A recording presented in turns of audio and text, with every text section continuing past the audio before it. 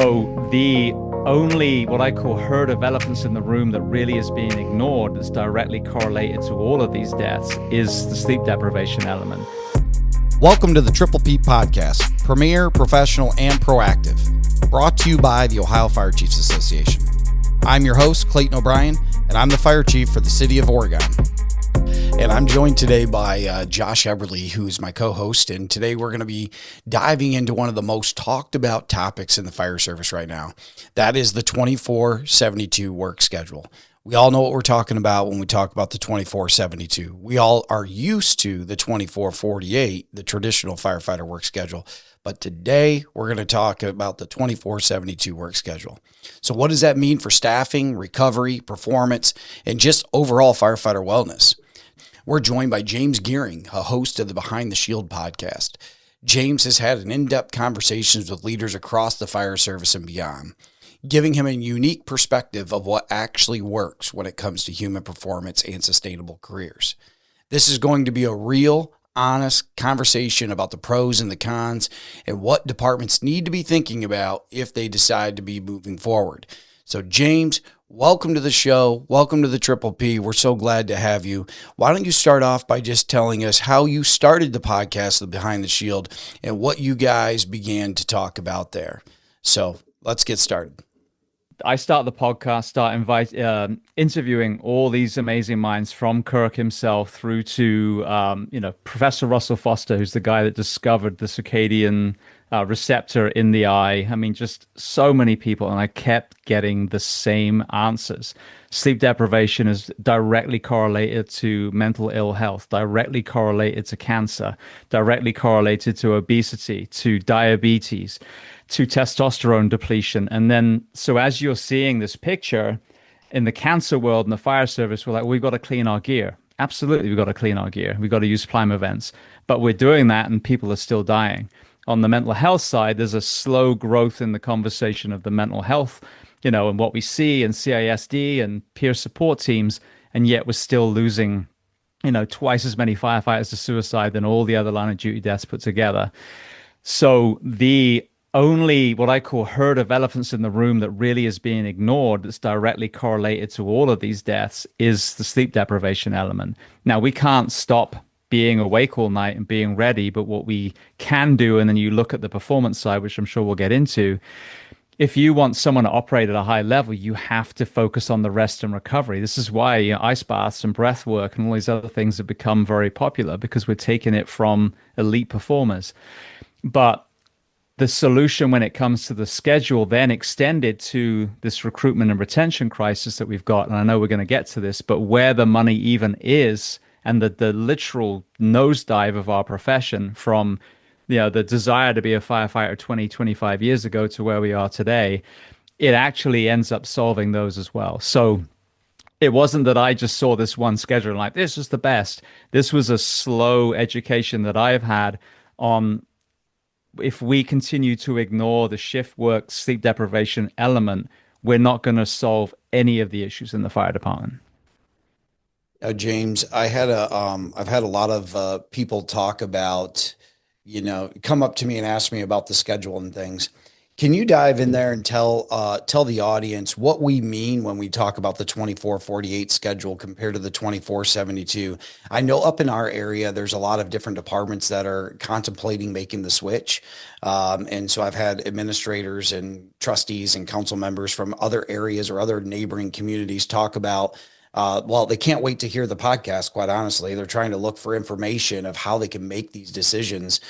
So why don't we just start there? Can you just kind of break down the 24/48 and what that means? And then we'll just kind of keep spinning off of that.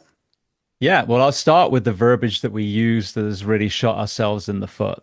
So for the longest time, we've used phrases like, well, I work 1 day on, 2 days off, or I only work 10 days a month.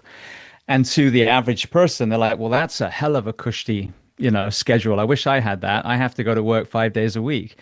What we don't educate the public on is when we say 1 day on, we mean an entire day, 24 hours. So actually, apples to apples for the civilians out there, it's 3 8-hour days crammed together.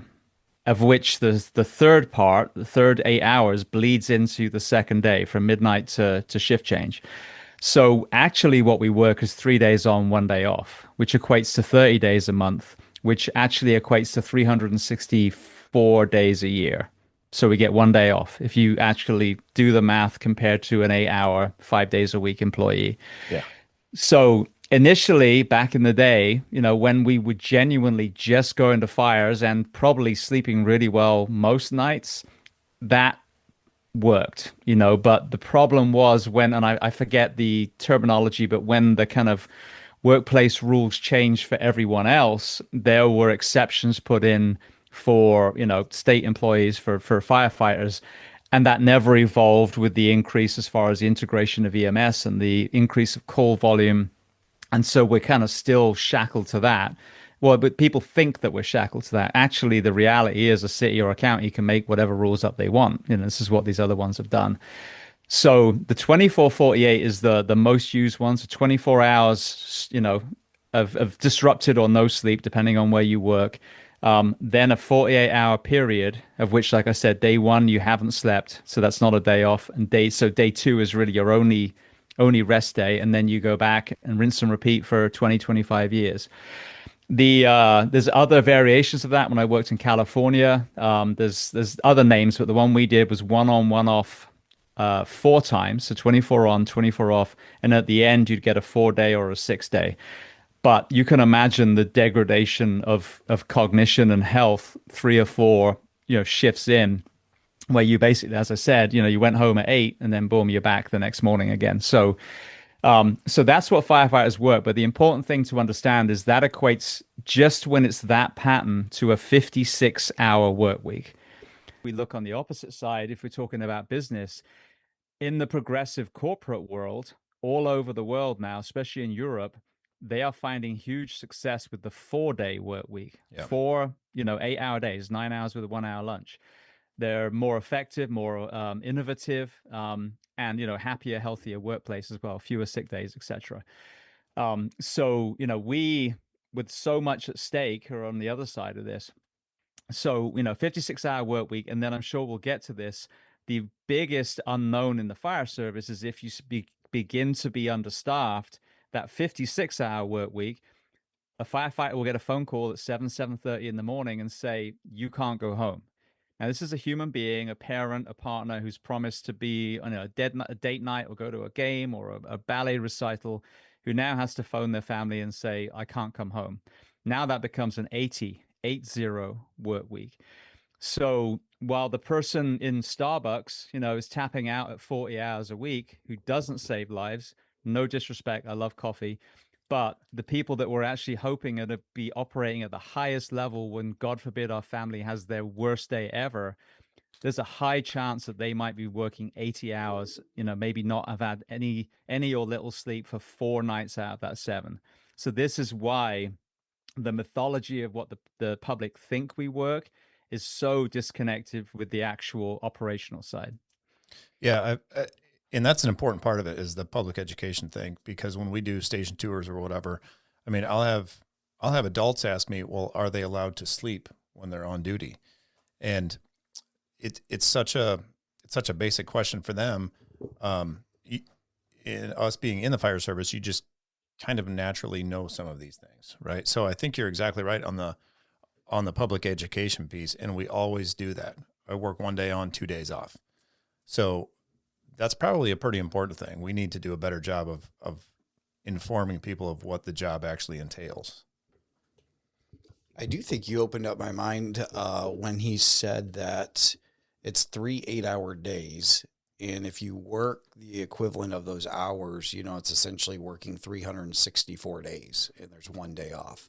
I've never heard anybody break it down like that. So I think that that's a very interesting way of being able to think about it as well.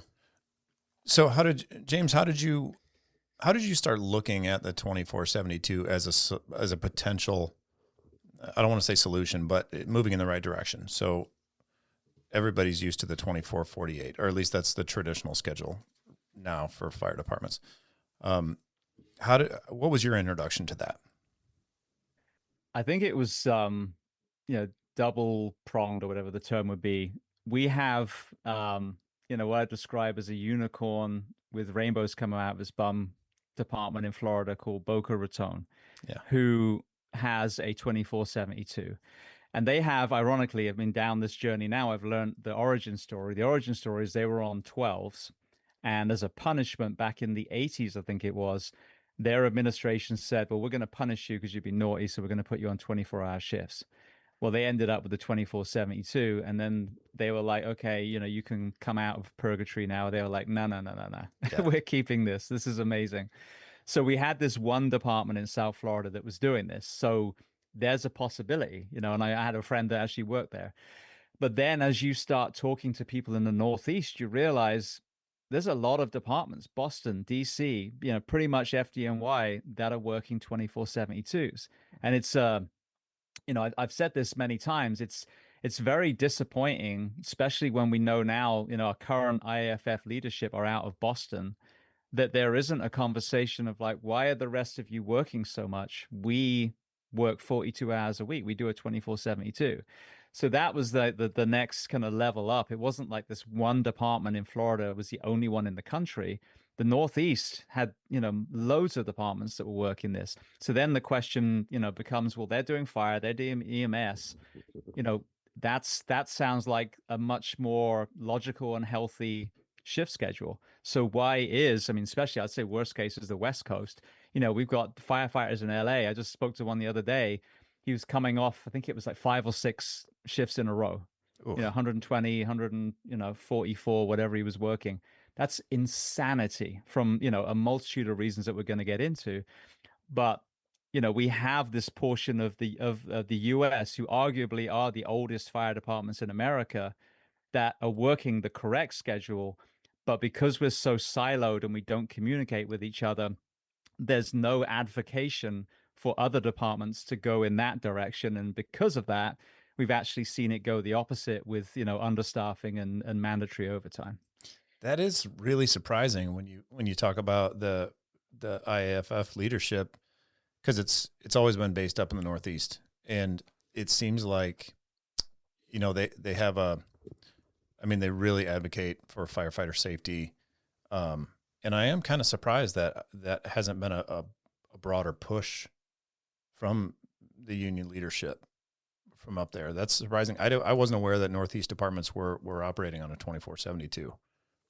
Well, Fairfax County, so previous administrations still work 56 hours a week. And a lot of the departments around them, this is talking about Virginia, work a 24/72. So then the question is like, well, if you weren't even able to positively affect the work schedule of your own department, how come you're in charge of the whole thing? You know what I mean? So Yeah.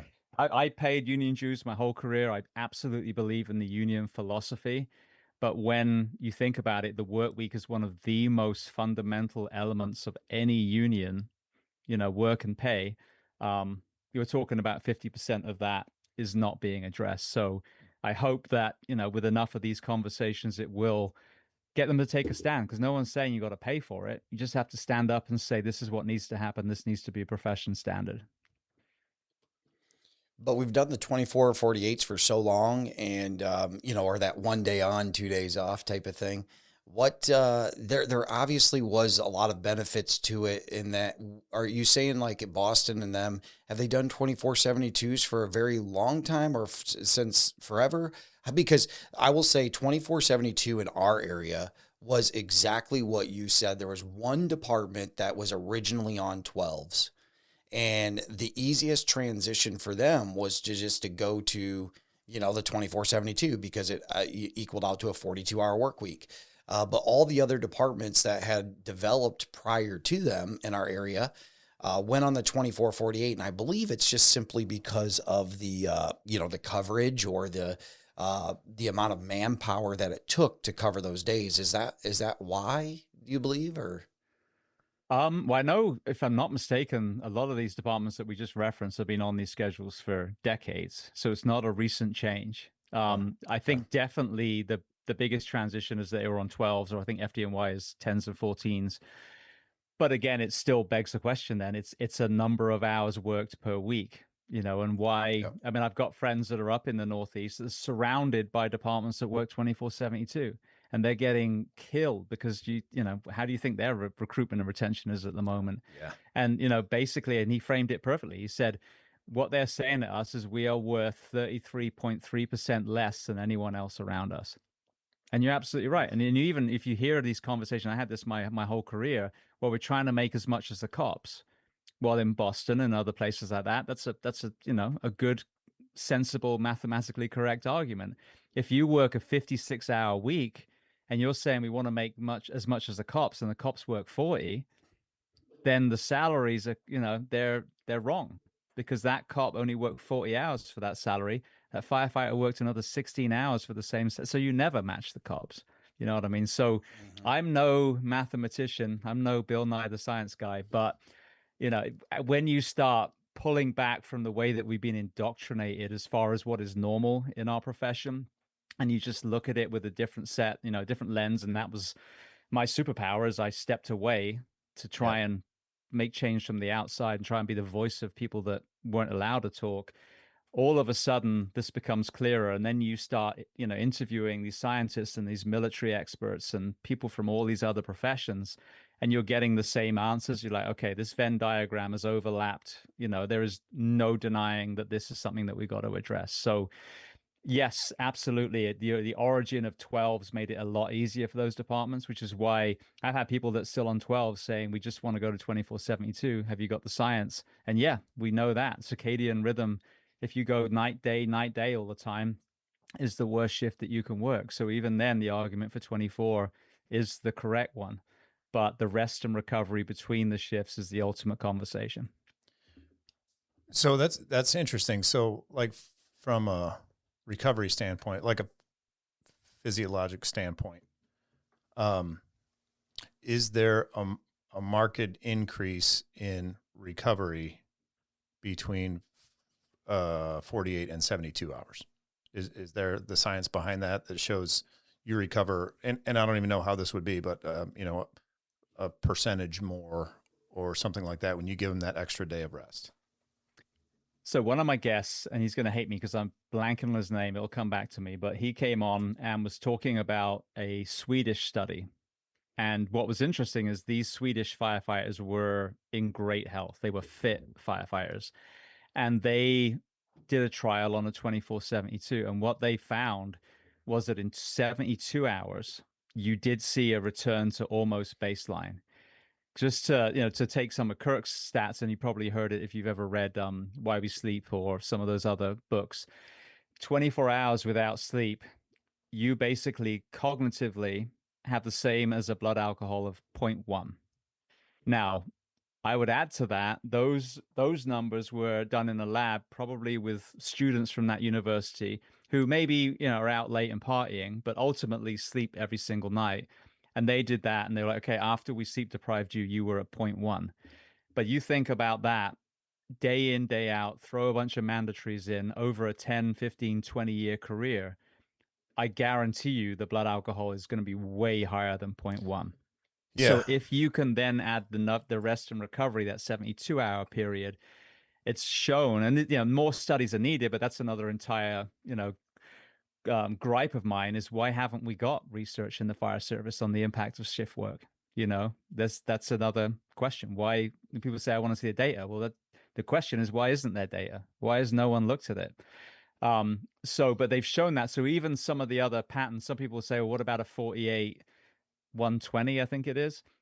Now, again, well, you're feeding into that decay of performance that is not fair on a taxpayer. So you deserve to go home and get the rest and recovery. But from a performance point of view, the likelihood of you hitting someone in a fire truck or pushing the wrong med in that second 24 goes up exponentially. So that's why, to me, the 24/72 specifically is the gold standards, because every single shift you get a full 72. And then if you need coverage, if you do have a period where, okay, we're going to need to use some overtime, if I'm A shift, you can ask me to work C shift. So even on that week, I still go home at least once. If I'm on a 48 120 and you force me on that third day, now I'm on a 72, which a lot of people on the 48 96s are telling me.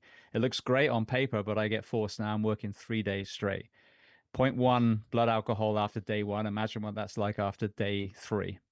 I was glad you brought that up, the 4896, Yeah. because that's been definitely another topic, depending on, size of department and how busy they are and so on and so forth. I personally, would not be a fan of the 4896. I just think that it's already hard enough on the work-life balance to be, honestly, I did do 48s for 5 years and at two different departments, and you worked a lot, but I was doing 48 and then off 24. And so just doing the 48 at a busy department or even a moderately busy department would be very, very rough. And then that begged the question of, when there is overtime or when somebody's forced over, then now you're automatically on a 3-day stretch. That's really tough. Yeah, and that's I think the biggest. I'm sure we'll get to this, but the biggest conversation with that when people say, we want to go to 4896, apart from understanding the sleep science, and even if you're in, a less busy station, you're not getting deep restorative sleep because you're sleeping with one eye open. You're waiting to get woken up. You might have a goose egg that night, you might not, but how many of us have got up when you have that anomaly night where you didn't get a call and you still feel awful? That's because you Yeah. you Yeah. sleep differently in a fire station. But I use the Rubik's Cube analogy. You've got the, whatever, Pittsburgh schedule, you got the Kelly schedule, you got the 24/48, you got the 48/96. You're just spinning colors. You're not fixing anything. The question is, why is the cube so damn big? We've got to make it, smaller. Now you're actually making a difference, but otherwise it's a cup game. You're just shifting things around and fixing nothing, and then pretending that it's some great solution that's going to fix recruitment and fix firefighter health, and it's not because it's still 56 hours a week. You've just, repainted, put lipstick on a pig, as they say. And when you talked about the pay to keep up with the cops, and then I often kind of wonder because, firefighters had been paid less than cops and had to take 56 hours to be able to get that pay. Do you think that it eventually just continued to increase the hours, or the hours ended up working that way on the fire side? So the end result or the salary at the end of the year was matching to the cops. Is that what they were in a goal with? No, I mean, the conversations I've heard is just unions saying we on paper want our salary to be the same as the cops. They're not having that conversation about how many extra hours they're working. So they're chasing, again, they're chasing 66% of the cops' pay is what they're actually doing because they're Yeah. working 33% more. So, that's again, it's false arithmetic for lack of a better word. Yeah. And I think that this is the beautiful element about this. You get, let's be completely frank. You got firefighters out there that want to work as much overtime as they can, and that first question is, well, think about your family. If you don't want to go home, honestly, that's a huge red flag for you to probably go get some counseling because, you know, this is all for them. If you're not doing this for the people that you love, then what are you doing it Hmm. for in the first place? Yeah. So you do have that, that group that's chasing that. But the beautiful thing is when you go to a 24/72, it's kind of like going to days. It's like going to training or, chief's aid or whatever. Now you still got the same salary, but your hourly rate has gone up. So for every hour that you're away from your family, you're actually getting paid a better, salary, a better hourly rate. So, firstly, you're working less hours for the same salary, but then if you do work overtime, and if someone's saying, "Well, can you be away from your family for 24 hours or 12 hours?" You're getting time and a half of that. So it's more efficient from a department spending point of view, as we'll get to. But for the firefighter, you are earning more because you're Yeah. working 42 hours for the same money that you were working 56. So this chasing overtime thing, which is a huge fallacy in itself, can you imagine a grocery store that said, "I need you to work 7 days a week because it's cheaper to use overtime." It's fiction. But even from that point of view, now you are actually earning the same as the deputy, the cop, whoever shows up in your city or county. Now you are side by side, both first responders making the same money. We had some of those same discussions in our last union negotiations, and it was about overtime rates and call-in rates and stuff like that. And that's exactly what it came down to. If our firefighters in my department are on a 50.4 hour work week, and that was the comparison between 50.4 our regular hourly rate versus a 40-hour rate. And you do that math, and and we came up to an agreement on that kind of stuff because, once we brought that out in the open, you could totally see that argument. So it's definitely a conversation worth having. It's different, so implementation is not the easiest thing, but it's worth having. You know what I mean? James, I want to actually hear James's take on the 48. I know you're a 50-hour work week, but Yeah. if I had to like think about, whether it be, here's what the deal is. With a 42-hour work week, you hear a lot of times, well, why aren't we then, if we're a 42-hour work week, why don't we just go back to 8-hour shifts in the fire service? Yeah. You hear that from administrators because a lot of people don't necessarily, understand the, firefighter work schedule. And, but one of the huge advantages of the firefighter work schedule is the 24-hour shift. And so our guys are on a 50-hour work week. I want to kind of hear your take on a 48-hour. So like it's a 24-48, but it's a 48-hour work week, which means that they have the Kelly day every 21 days instead of every 28 days. And just kind of break down maybe pros and cons of what it would be from that standpoint for a 48 compared to that 42.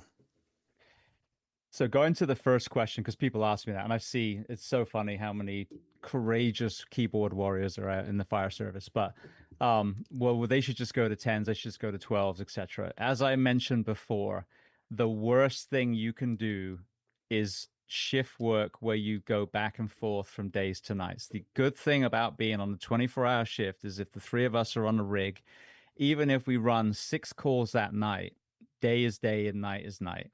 And when you go home, you're tired, you're sleeping, but you're not pretending it's night when you're sleeping. You might take a 3-hour nap and then get up for the rest of the day and then that night go to bed. A good example of this is our corrections officers are on 12s. Our emergency room doctors and nurses are on 12s. Our police officers are on 12s. When I say those professions, even though, there are some that are in absolutely phenomenal shape, you're not thinking about careers where people are in the pinnacle of their health. A lot of the EMS only agencies are 12s. So if short shifts throughout the night were the healthy ones, we'd have these svelte paramedics and these, lean, correctional officers everywhere because it was such a healthy shift. It's not the case. It's a fallacy. And how do we help those people? I think, again, you keep them either on one or the other. And then again, you give them rest and recovery. If you're asking someone to watch some of the most dangerous people in your community while you sleep, maybe they should be on a shorter work week with more rest and recovery. So the 24 in the fire service to me is the gold standard. And then for me, operationally, as a firefighter, as a paramedic, I wasn't on a specialty team, but we were on a boat station. So I'm going in, I'm checking gear, I'm doing my PT, I'm doing my online training, I'm doing my research, and we're taking the boat in, we're doing, dive training.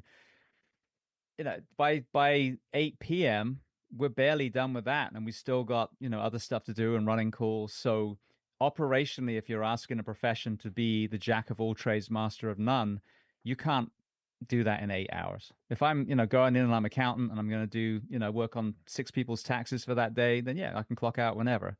But if I'm trying to run calls and do all these other things, the 24-hour again works well. If I'm going to be running through the night, I've got a bed, I can sleep for a bit, and then if I go run a call again. So the 24, the breaking the 24 into segments, there's no science behind that argument whatsoever.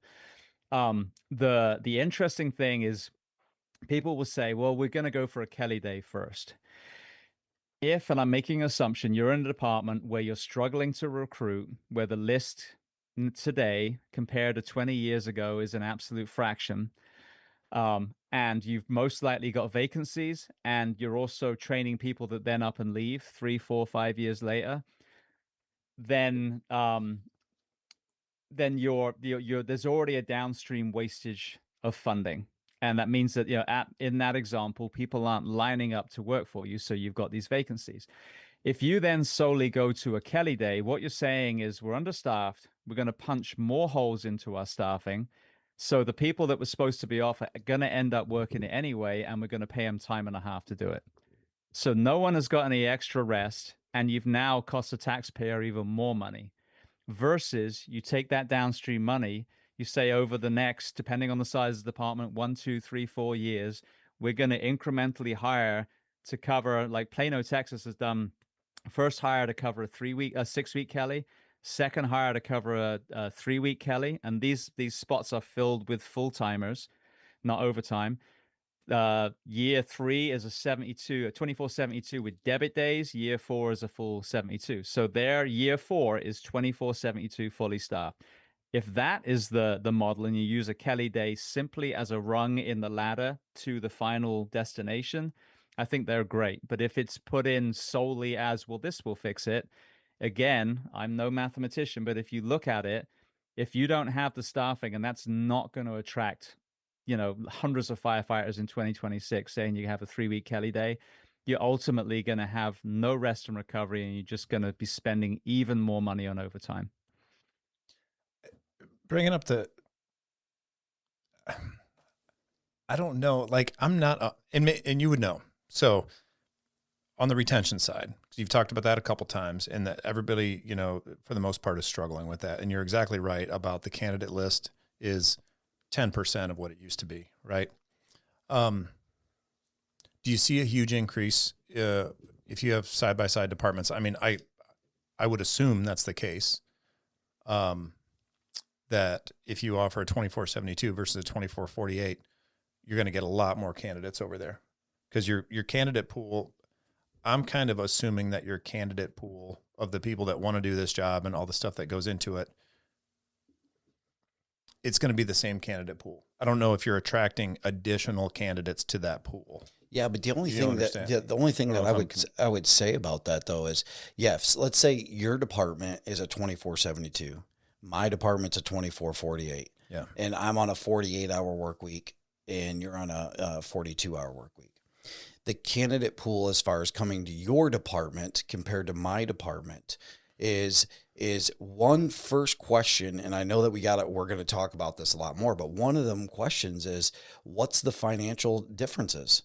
Because I can tell you the 24/72 department by us, they're 30% less in a salary compared to all the other neighboring departments. Yeah. So the question is the fire service, is a firefighter bill on an hourly wage?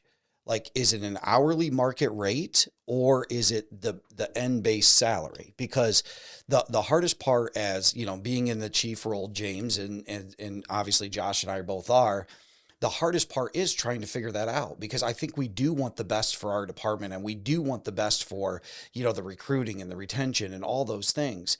But at the end of the day, like, I've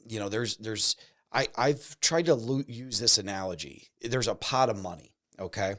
And if there's a pot of money, and let's just, for easy math, let's call that pot of money $5 million or $6 million, whatever it is, whatever we're paying today in our 24/48s. And then if we dip into that the way we are now, and then by the end, and we cover the entire year, and all the salaries are, 80 to 90,000 or whatever else for our firefighters, and we dip into that pot, by the end of the year, we've covered the entire year. If now we then switch to a 24/72, firefighters don't want to take a pay cut, on the salary piece, even though it's less hours worked. So that pot of money is still the same, but now I've dipped into it paying the exact same amount, but I have to have more firefighters to cover it. Now I only covered a third, I didn't make it. I only covered the last quarter, or I got to the last quarter and I ran out of money. And that's all I'm trying to just wrap my head around is, if the firefighter's hourly rate is $25 an hour, does it stay $25 an hour if they go to a 42-hour work week, or does it go to, or do we not take the consideration of the hourly rate? It's just the end salary rate. Hey, Josh, let's take a quick break. Let's take a break from the conversation. I want to get down to a little bit of business to share with our audience. If you're a company serving the fire service, this is where you want to be. The Triple P podcast, that's premier, professional, and proactive, is reaching the fire service leaders, decision makers, and frontline firefighters across Ohio and beyond. These are the people shaping departments, purchasing equipment, and just driving the future of the fire service. Our listeners aren't just tuning in, they're taking action. We offer affordable sponsorship opportunities, including mid-roll placements just like this one, designed to put your brand directly in front of the fire service community. So whether you're an apparatus, training, equipment, software, or any type of other fire service related items, this is your chance to connect with the people who matter the most.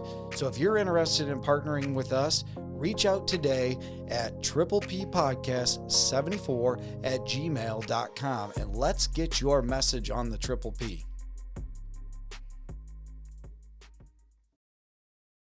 No, it's the hourly rate goes up. Salary divided by number of hours. And that's and every department that's gone to it has done that. And I'll give you the math that people don't think about. And again, it really blows me away because not even on the fire side, in the cities, in the counties, there are people that make a lot of money to be the financial gurus. And I don't understand why they are not the ones banging on the door saying, what is going on? You're bleeding money on overtime. You're training these people. We're putting in all this money in the equipment, in their pension schemes. We're paying all these cadres to put on these new training classes, and then a third of them are gone. And this is what people are missing. That pot of money is also covering your overtime. It's covering, workman's comp premiums. It's covering medical disability payments. It's covering lawsuits when tired firefighters make mistakes.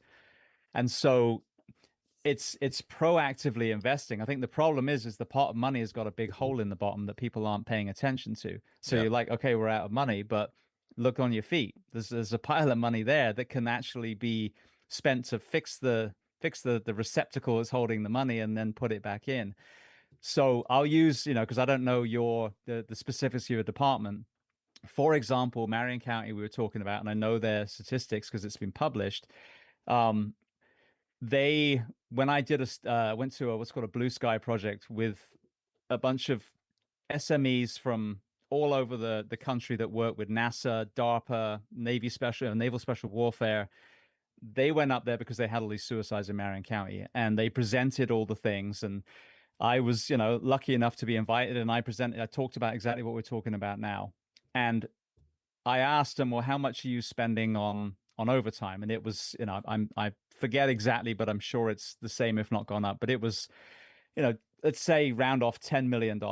Okay. And then how many people do you lose? Well, before we hit record, this is public knowledge. In 5 years, Marion County has lost 528 firefighters, and they're a 500 strong department.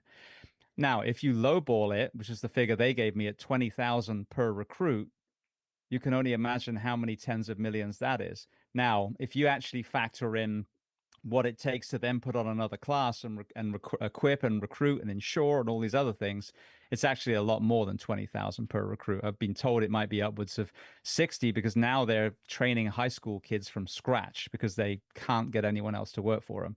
And this is not, talking down on Marion County. This is just quoting statistics. These are facts, and these are the people that are going to be coming to my family on my worst day. And I took my job very seriously, and I expect the same kind of person on the rig when I have to call 911. So this is what people are missing.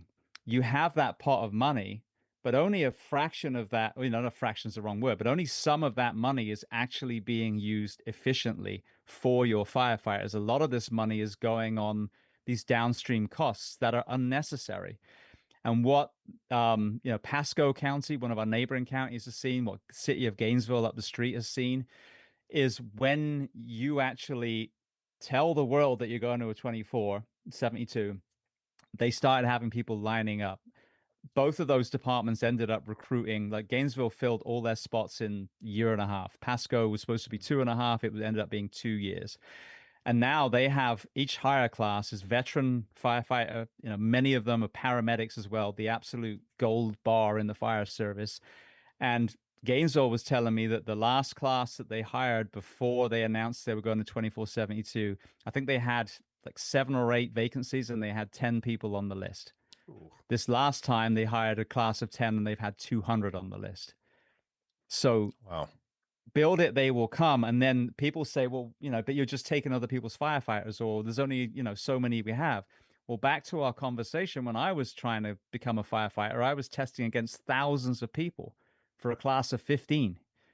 So we've got really bad amnesia of what the fire service used to be like literally 10 years ago. Yeah. So it's not an anomaly to be like, oh, one day we'll have lots. We used to have lots of people, and no one's saying, what the hell did we do wrong? And this is what we did wrong. The elephants in the room that were causing the firefighter mental health, the physical health, and all the other things were left unaddressed or partially addressed. Like I said, we put in Plime events and we talk about our feelings. So everything should be fine now. No, it's not. Because the direct correlation between shift work, especially this overworking, is costing cities and counties tens, if not hundreds of millions of dollars. And most importantly, it's killing our brothers and sisters. So that's where the money is. You don't cut the firefighter salary. You use the money efficiently. You invest in this fourth shift. People from around come. And then when that starts happening, like in Florida, now you've got young people. And I've someone told me this just the other day. They were in a recruit class, and the number one thing that people were asking about departments was the 2472. Because these kids want to be firefighters, they want to be paramedics, but they're not idiots. And if there's a department that's offering a healthy work-life balance that will allow them to perform at a high level in the 24 hours they're there, that's who they're going to go to. So this will create a movement. The rising tide lifts all ships that will elevate our profession back to where it needs to be. But if we just look about, well, I only have so much money for salary, and we ignore the huge downstream false economy, these costs of breaking our firefighters, then we're missing a massive part of the budget.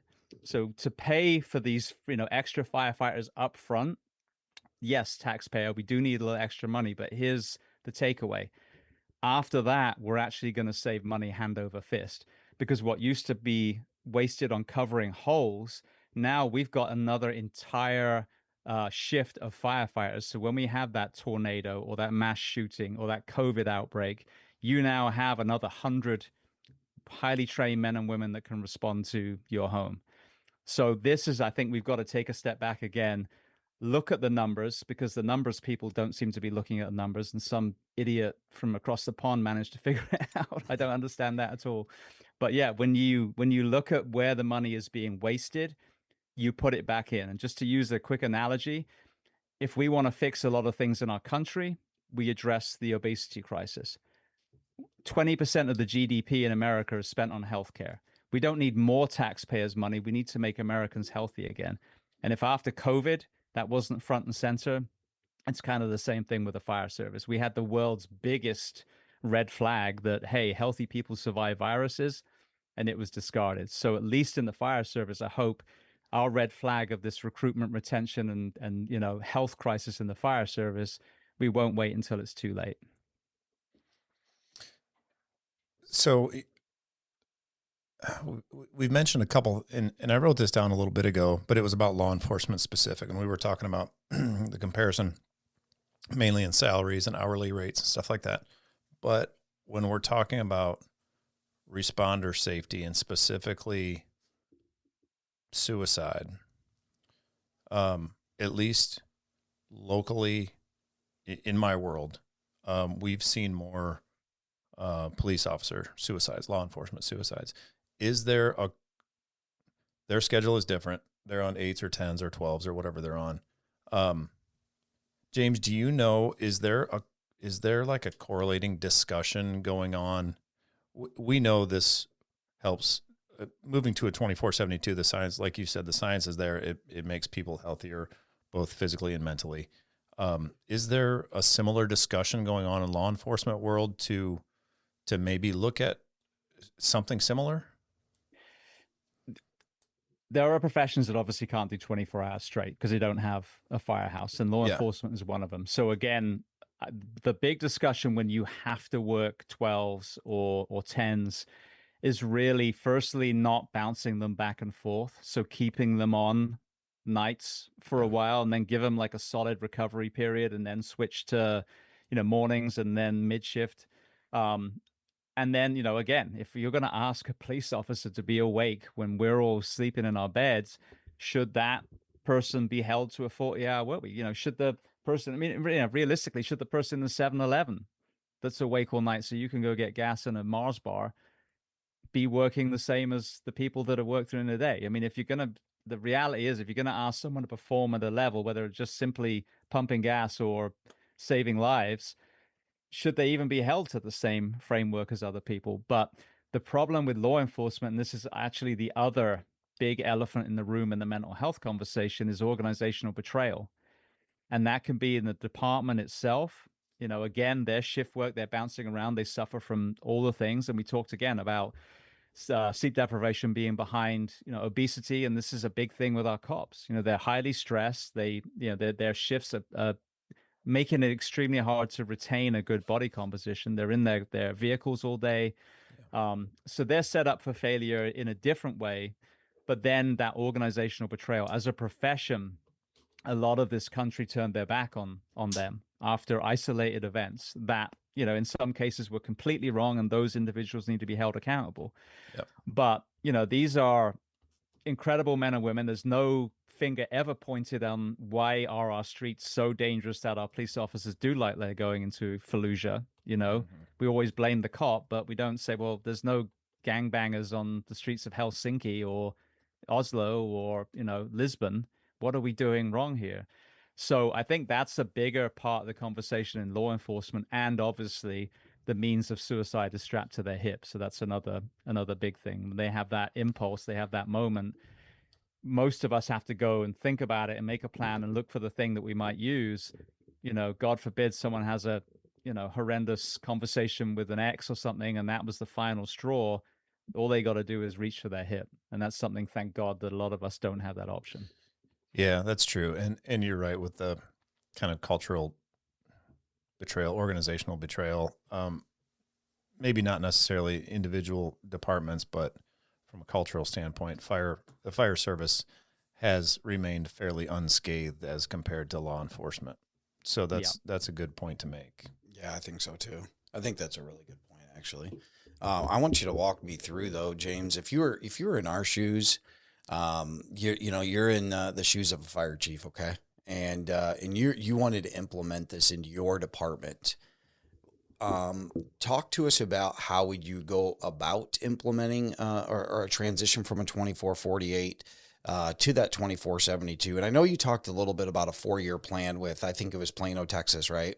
That they were doing the 4-year plan. And I guess, maybe correct me if I'm wrong, because I just want to see if I understand it right, is we're saying that in Plano, they've had, and I'm going to use my department, for example. So we're on a 50-hour work week, Kelly Day every 27 days. There's 11 full-time firefighters assigned to 3 shifts. So, but there's allowed to be 2 individuals off on a Kelly Day every single day and 1 individual off on a vacation day. Are we saying that in those 2 positions every day now would be used to create a 4th shift? We'd still have to hire a few more, but is that kind of the starting spot? It really is. Like when someone clearly doesn't want to go to this, they'll say, "Oh, we've got to hire an entire shift." Most people, when they look at it, and again, it depends on the department and how long they've waited to really make a proactive change. But a lot of departments that have 6-week Kelly or 3-week Kelly, usually staffing wise, you're there, or some departments, overhire, or so there are different ways of doing it. But this is what's, people say, "Oh, can you send me a sheet and all the stuff?" And I'm like, "No, you can call me." And they're like, because every department is different, just to kind of illustrate. And I think this is probably even worse now. There was a story a few weeks ago, LAFD, LA Fire Department, their overtime budget for the last 4 years was $1.2 billion. That's with a B. God. Wow. So every department is different. That's a large department, but we don't have the money. It's like, well, I beg to differ.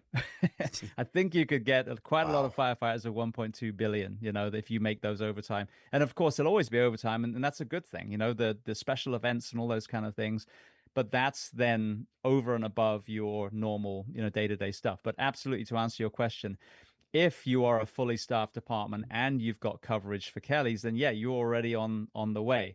I think Plano actually is technically 5, because I think the first year they're actually hiring just to fill the vacancies that they've got.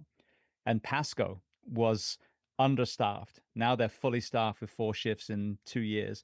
Gainesville was woefully understaffed in 3 shifts. Now they're fully staffed with 4 shifts. And there's always a slight movement around. Okay, this rank, now we just promoted, so now there's a few vacancies, but overall, 4 shifts fully staffed. And then back to the pay thing, what that also is doing is now you're opening all these other promotional opportunities. So Yeah. if people do want to increase their salary or they want to rise up, now you've got, an extra 3, 6, 9, whatever, positions in that rank as well.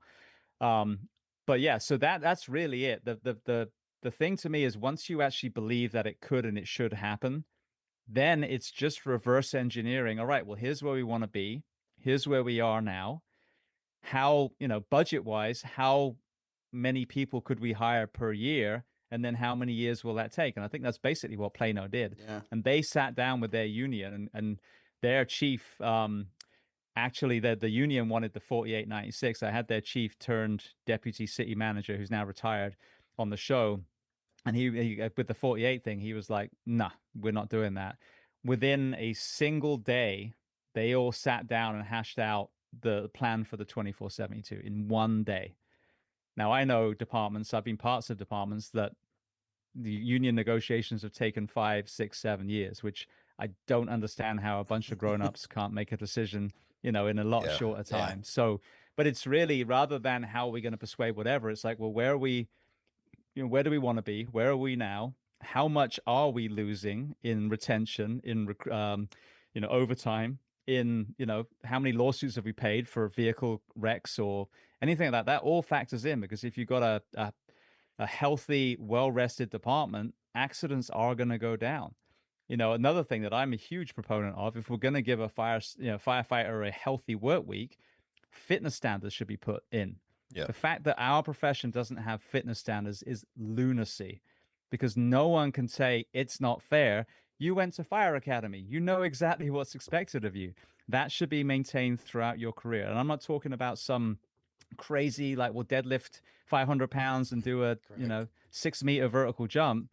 Do the CPAT, do the fire sled, version of that, the FPAT, whatever you want to do, but just maintain. Now you've got even more, you've kind of amplified the health. Now your injuries, your heart disease, your blood pressures, all those things are also gonna, decline. Now you're saving even more money. So, to me, it's trying to find those downstream costs so you can talk to your council members and explain to them. And then also the big thing to me as a taxpayer, here's, when we were fully staffed and we had people lining up to work for us, here was our delivery of service. Here's what's worrying us if we don't change something, because we're not having the people applying and we want to have the best of the best in the seats. And we don't want to have to drop from 4 to 3 on an engine or brown out a vehicle or a station. Then they understand, okay, you're reinvesting our money, but there's a long-term plan, So I think that's the I've kind of rambled a bit. I apologize, but basically, where do I want to be? Where are we now? How many steps would it take to get there? Pull the trigger. And but one of the things is we're trying to reverse engineer it too, and I think that that's a great starting point too. But one of the things we talked about, okay, so if we take the individuals and we use those Kellys, and then we so that's one part. Then I've just, only because I just hear these common things where I've talked to different firefighters about it and so on and so forth, and I've heard with the 2472 that essentially your Kelly day is built into the system. A lot of your, and then, so that's why, that rest and recovery is a lot better. So, because again, you're using those firefighters on those other shifts. But then as far as vacation time and sick time and things, what have you seen those other departments? Have they, because I think firefighters are thinking that they're going to take this way less amount, when really, to take 1 week off, you're only using 42 hours now instead of 50 hours or 56 hours, And I think that understanding is very hard for them to understand. So they think they're losing something when they still want the 240 hours of vacation time or the 120 hours of vacation time, when 120 hours might just be equal to 2 weeks, where that 120 is exactly the same as 84. Am I off on that, or what have you seen there? Yeah, no, you're correct. If it was a department with a Kelly day, the Kelly days go away, because I forget, I should really write it down, but it's 25 5-ish extra days a year that you get. So way more than a Kelly would be. I think it's even more than that. And then if you are a 56-hour department like Orange County, when I work for them, no Kelly days, usually there's an offset of extra vacation days. Now, I think anyone in a busy department will tell you that it's almost impossible to take those days because they're so understaffed that you get told no, which is a problem in itself. But yeah, so you could, if it needed to happen, you could negotiate. Let's say you get 18 vacation days, you could negotiate 3 away in return for all these extra days that you get on the 24/72. And to your point, depending, on a week, I guess it doesn't matter if it falls Monday to Sunday. If you want a week off on a 24/72, you only have to take off one shift or do a swap with one shift. Now you got a full week off. Yeah. So these guys that, say, well, I got to commute. Yeah. This is a really, forget the 48.96 because you're driving home having not slept for 2 days. You might not make it. You might end up on the side of a bridge. Whereas this way, you get to have this time in between. And if you do want to take extra time, one shift gives you a week. And I've heard the Gainesville guys say, men and women, they are currently using about a third less sick time at the moment. Because I can tell you, I was the guy with 26 hours in my sick bank most of the time because I had this background in wellness. I would proactively take these days because I'm like, I'm a single father. I'm being forced to work all this overtime, so I'm going to take this day. I need to recover.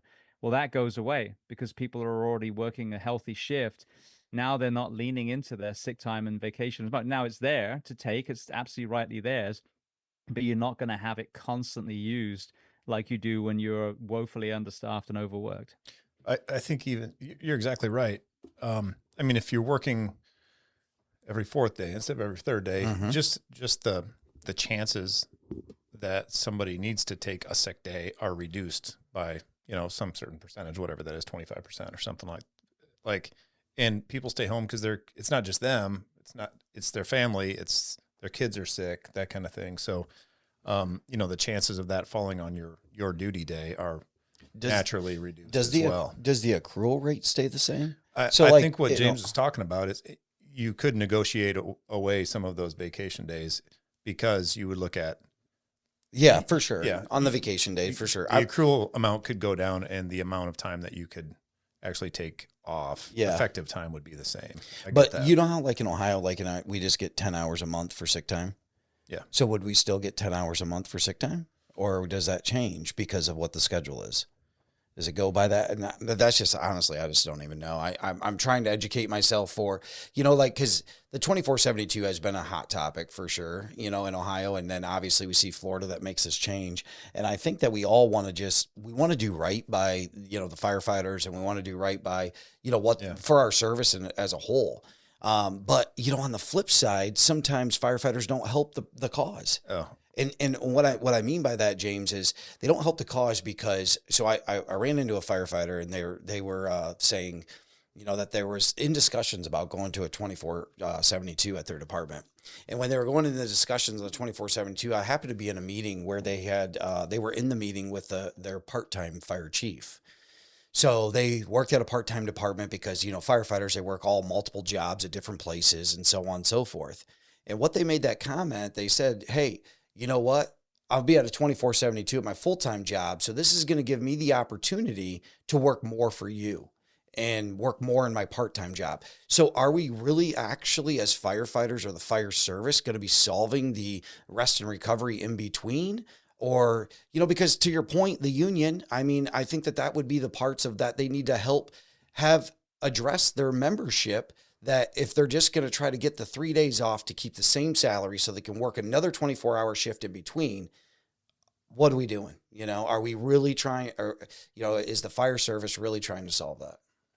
Yeah. And then the answer is simple. See, the problem is that people present it as black and white. And this is not saying you guys have said this today, but in the past, I have had usually chiefs say, well, if we just give them more time off, they're just going to work more. Well, the first part of the 24/72 is the goal is to be fully staffed. So overtime is very, very little. So they don't have that option to do an extra 24-hour shift. And that's not a good example to, not a good business model. If you were CEO of a company and you're like, well, I need to staff everyone with overtime, you wouldn't be the CEO very long.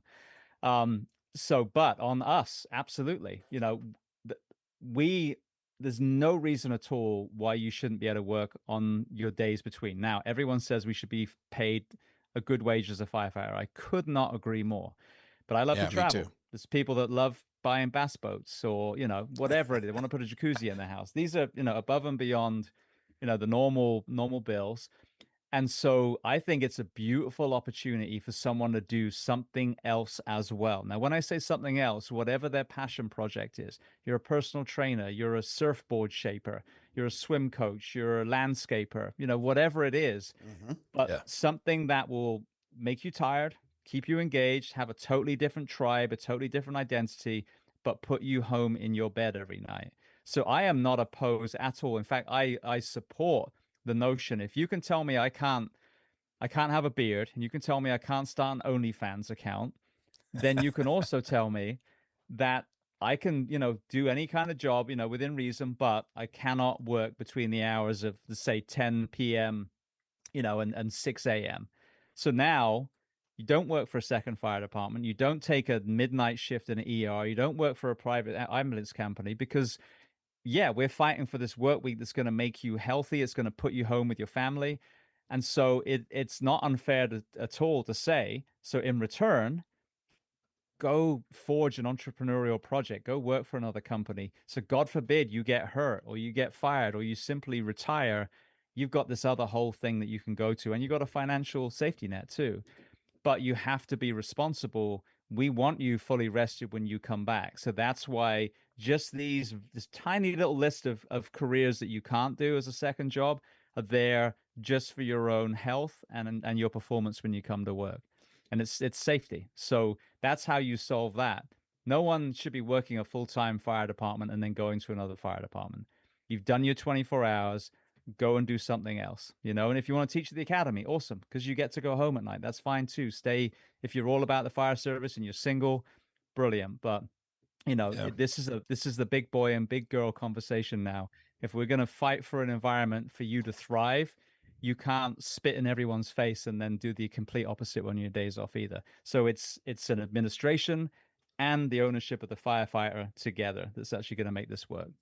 Yeah. It's kind of a slippery slope, right?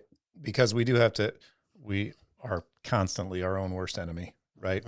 So I can totally see it both ways. And if you have some sort of artistic outlet or some other, you've got a small landscaping company or something like that, which is common, that's awesome, right? Some people would say my skill set is this: paramedic, firefighting. I'm awesome at it, and I can go pick up a 12-hour shift, another 24-hour shift, but it's a hard thing. And you're right. That's a hard discussion to have, but you've got to be willing to concede. You've got to have the common goal, and it's safety, health, well-being. And if that's your true goal, if that's say fire administration's true goal and the union's true goal, there's ways to come to that agreement. Somehow. I agree. You've just got to have creative people at the table. I feel like if that's the true goal, and then it needs to be the true goal as far as the discussion goes, but because I don't disagree with, the guy that wants to do concrete on the side or or the landscaper or the window washer or the gutter cleaner, because you want to keep your mind busy, and we're all, we're essentially, working.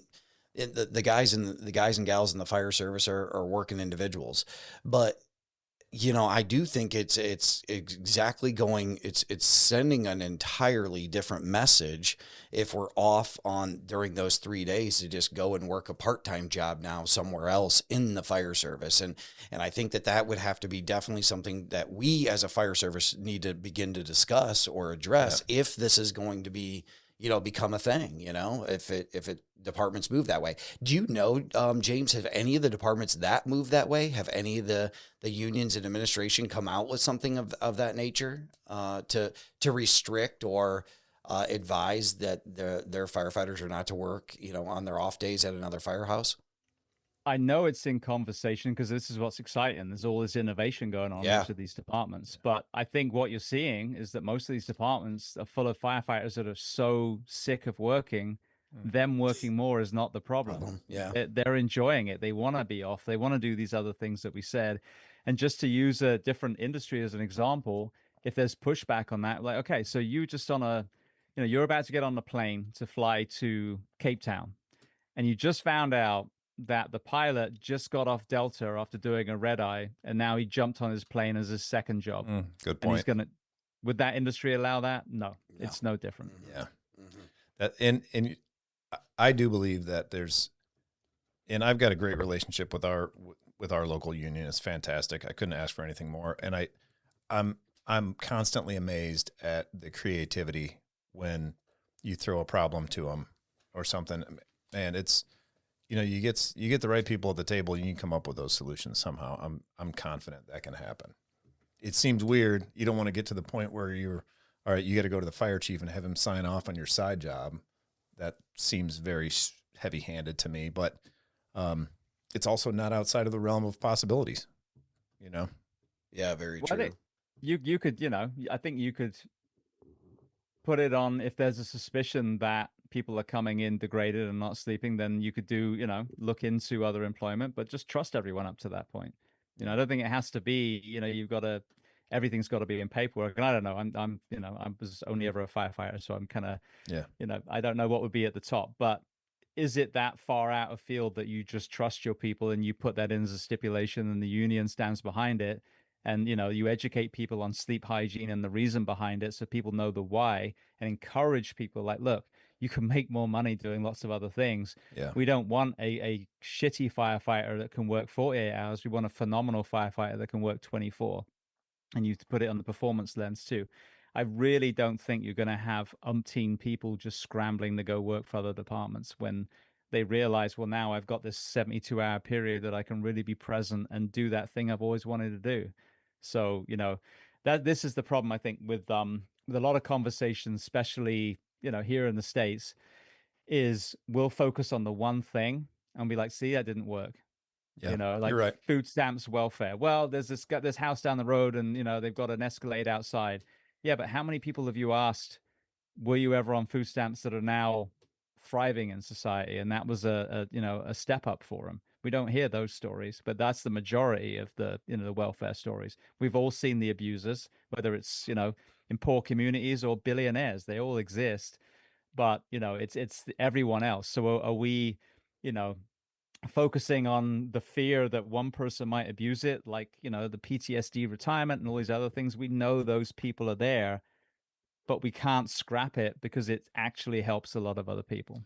Yeah, you're probably right. And I mean, we all know how organizations work, right? They do kind of self-police, because that if that was going on and you had that in your union contract, right? Mm-hmm. And somebody's trying to circumvent that word is going to get around pretty fast. Mm-hmm. And well, I think it would be the best if it was in the union contract, because I do agree with James. Like, I feel like I'm with you, I have a good working relationship with our union. I think we have good creative individuals that want to, just do the right thing and do the things that are most progressive in the organization, for the fire service as a whole. And that you just kind of want to, trust that they're going to just, that because of the peer pressure and the, but to the ones that want to work another job though, that we've just talked about, those 24/48s is more 24/72s begin to develop. It sounds like the 24/48 people are going to be essentially, forced to just try and get whoever and whoever and whoever. And they're going to be polling, or there's going to be a lot of pressure for those 24/72 individuals to come work at those 24/48s in their off days. But I do think it's more of a union, push. But even with that being said, how much in today's world does a current union firefighter work at another union firefighter house part-time? It doesn't happen in my world. And it does happen in our world in Northwest Ohio. So it's not enforced, it's just the unions don't enforce it. I mean, I know it's like an unwritten rule essentially for the union. It's an unwritten rule or a written rule or something within their, that the locals used to have had for a very, very long time. And, cause we used to have this like, union district rep that would always, bring that up as far as, the full-time firefighter, some in X house is now working part-time in another fire department, that has a union shop in it. You know what I mean? Yeah.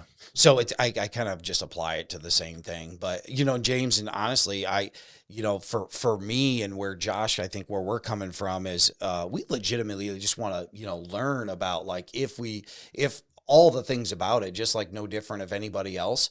So, that's kind of listening to it.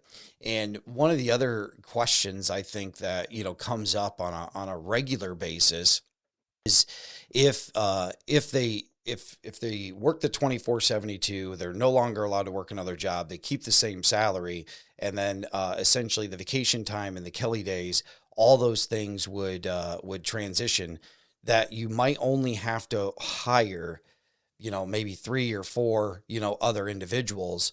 How do you keep those other individuals?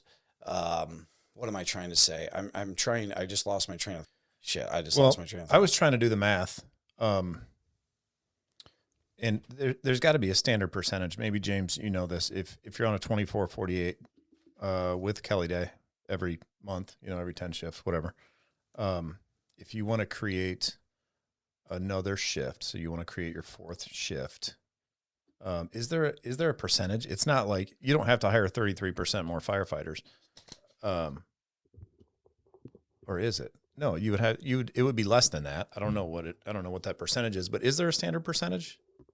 Well, again, I think it goes back to every department's different. So that's the nuances. Do you have a Okay. 6 week Kelly? Do you have a 3 week Kelly? Do you overhire? Are you understaffed? I mean, like I said, Yeah. where I live now, from what I understand, I think this is a lot of places, but I believe they're like 25% vacancies at the moment. That's huge. You know what Holy I mean? crap. So two Planos, like I said, I think in if they were going to go for it, let's say it was a 4 year plan. Year one is just going to be after you've advertised, hey, we're on the road to 24/72.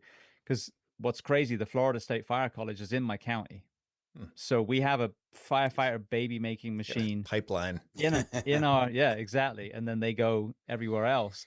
So you're blessed when it comes to that, and they're a good department, and there's a lot of great calls. They do have a high call volume, some really unusual calls. We're at a question area as well, so a really good place to be a firefighter. So they've got other areas that do attract people. They've got a SWAT medic program, USAR team, all kinds of things. So it's really fixing, that actual working environment. But yeah, I mean, a lot of departments really year one is going to be just filling those vacancies. But now all of a sudden, the people that weren't going to come to you, Yeah. they're like, all right, well, I liked a lot of things about your department, but the work week was awful, and the mandatories and other things, there's no way. But if you're telling me that you know, next year is going to be more time off, the following year is even more, and then the year after that, I'm going to be on a full 24/72. I'm good. I can wait. And that's what Plano has seen. It's so funny, even if it's rumored in EMS rooms in hospitals, departments have seen their Oh, recruitment go through the roof. So yeah, so everyone's different depending on how short staffed you are, what you have in place as far as Kellys, no Kellys, etc. And then, like I said, if you've got vacation days that you can negotiate away, and again, this is not taking a step back, you're going to take a huge step forward. That's then where you're going to meet, and you're going to figure out your unique percentage then. But then you just to figure out, all right, well then I need X amount of bodies. Usually I've just had to prove that I can hire 5 firefighters a year. All right, well, it's going to take me 4 years to get there. And what most likely will happen is, it's going to contract because you're going to have all these people chomping at the bit to come. Your city's going to be like, wow, we've got people banging on the door. Is there any way we can make this class 10 so we can accelerate a year? And accelerate it. they're like, okay, let's do it, because that's 1 year's less overtime that we're wasting now. So it is a unique conversation, but it's very exciting because once it gets going, people start seeing the success, and then we're seeing all these other departments where it works. I don't think you're going to have people uh, also being dragged into 24/48 departments for another 24. Like I said, most of the modern fire service is looking for rest and looking to be home and looking, for that extra day. Now, I can be a realtor and actually, sell houses 2 solid days between my shifts, again, within reasonable hours, and then go home and have dinner with my family. So, and then just to add two other things, that the start time, another massive thing, like, looking the the science shows that we are sleep deprived before we get to the station. A lot of us that work in, especially in urban settings, that commute an hour, hour and a half, 2 hours, getting up at 4 or 5 in the morning. So looking at that's a completely free change, looking at starting mid-morning. So you get murdered all night, you get to sleep in and then get your gear. And then the person that's relieving you, they get to wake up, have breakfast with their family, take their kids to school, and then go to the station. That's another thing that I think is super progressive that not everyone should do, but if there's sleep deprivation woven into your start time when you're working at 24, which is a dial that you can spin whenever you want, why not make it a little bit later so you allow people to come in rested as well? And then the third thing, if we really want to layer just revolutionizing the fire service, is integrating 911 telehealth like nurse navigation and allow them to take the non-emergent calls, which is cheaper for the patient, frees up an ER bed, and that crew never even wakes up for that call. So there's all these progressive solutions. The 2472 is absolutely the first one. The shift change time, great conversation, and like I said, zero cost for that. It's just an adjustment for scheduling. And then the third one, it pays for itself because the rigs and the gas and the liability of it, all these non-emergent calls that you now don't go to is absorbed by the cost of that too. So just kind of throwing those other solutions out too. I think it's awesome. There's a couple things that you brought up that I had made notes on earlier, and I wanted to talk about. So I'm glad you brought them up. The main one was the last point you made. So the rise in call volume, and my opinion, my kind of opinion, uneducated as it may be, I think the lack of applicants that we have to come into this fire service is directly correlating to the rise in call volume. And the question that I wanted to ask, and you just kind of answered it partially, is there a way that we as the fire service can try to reduce that call volume a little bit, which sounds weird talking about, right? Because we're gonna go wherever we are dispatched to, right?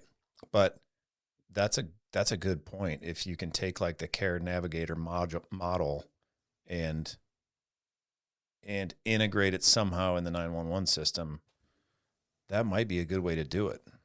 It's actually being talked about a little bit up in Northwest Ohio. I know that it's the discussion's been had because there is a call center. I believe it's in Texas, and so they're starting to screen these calls. But then the call center is connected and provides all the resources before a truck ever has to go, and so they contact who they need to contact and they kind of work it out to see before, a truck needs to go. But I think that James definitely is right about that.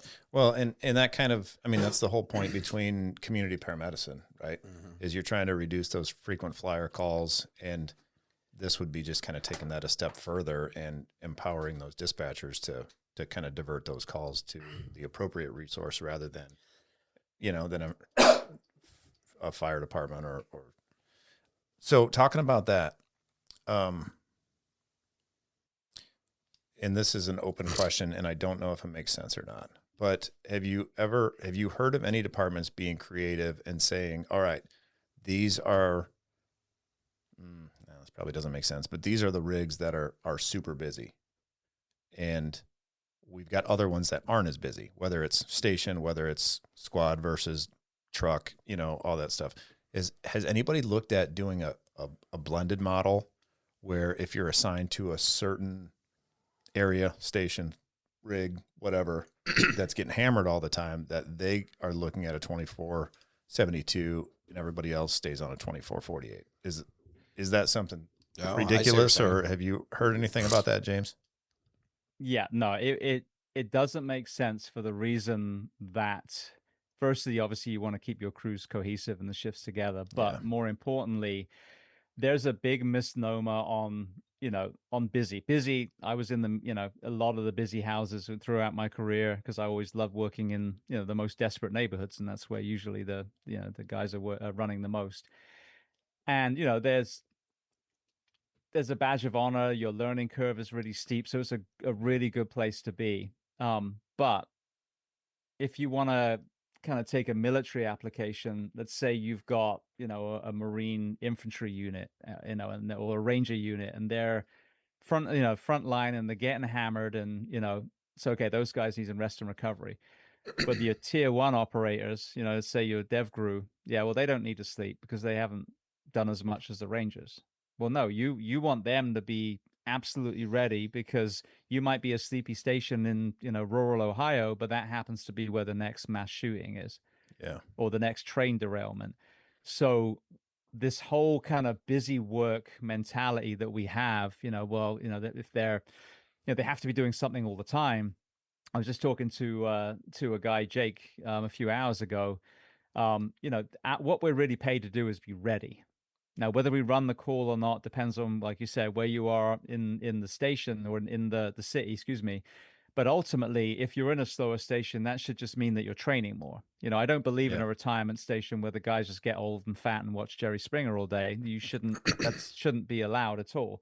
Now, you've paid your dues and you don't need to be in the absolute meat grinder station anymore. I 100% agree with that.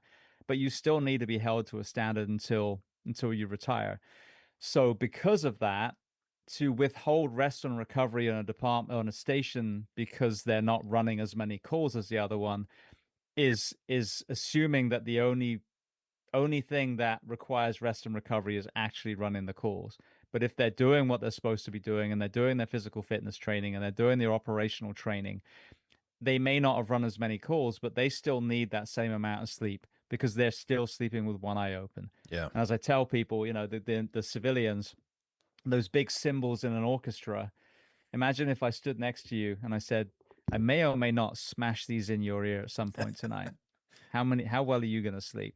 You know what I mean? So yeah, station, 1 had 10 calls that night and station 12 had 1 call that night, but they still need the same rest and recovery. But as we all know, what you'll probably see and what is a healthy model is the young fired up firefighters and the brand new lieutenants and engineers end up working in station 1 and, really earning their salt. And then as they get older and the sleep, wears on them and they've got that experience and those reps under where they don't have to be constantly, on the front line, if they maintain their fitness and they maintain their training, having them in the outlying stations still getting the same rest and recovery is equally as important.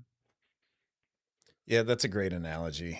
And about the minute I asked that question, I realized it didn't make a whole lot of sense. So No, but it was a sorry good about question that. because it made me think about it. But where there's a really poor solution is when people say, well, we're going to take a crew off the busy house and we're going to put them into the quiet house. Because who wants to be in a different station where you don't know your rig, you don't know your first due? It doesn't make any sense. What makes sense is giving everyone the rest and recovery from the shift. So this moving people around like chess pieces, it's again, it's the cup game. It's the Rubik's Cube all over again. So if you just, fix the work week where you give people ample rest and recovery, and the guy at station 1 who's getting hammered says, I need to take Wednesday off. I can barely see straight. It's been a rough few shifts. Awesome. And if, like I said, if the person out in the outlying station runs a handful of calls, but then, they get banged out for God knows what, tornado blowing through, whatever, well, then, they're also ready. So like I said, giving people rest and recovery, super important. Holding us to a standard throughout our career, also important. So if a department is slow, but the people in it are still capable and ready, then, I don't think they don't deserve any less rest and recovery than anyone else. Yeah. And we've probably all talked to retirees. I know I have, and they tell you once they actually realize they're retired, right? Because it takes that a little bit to settle in.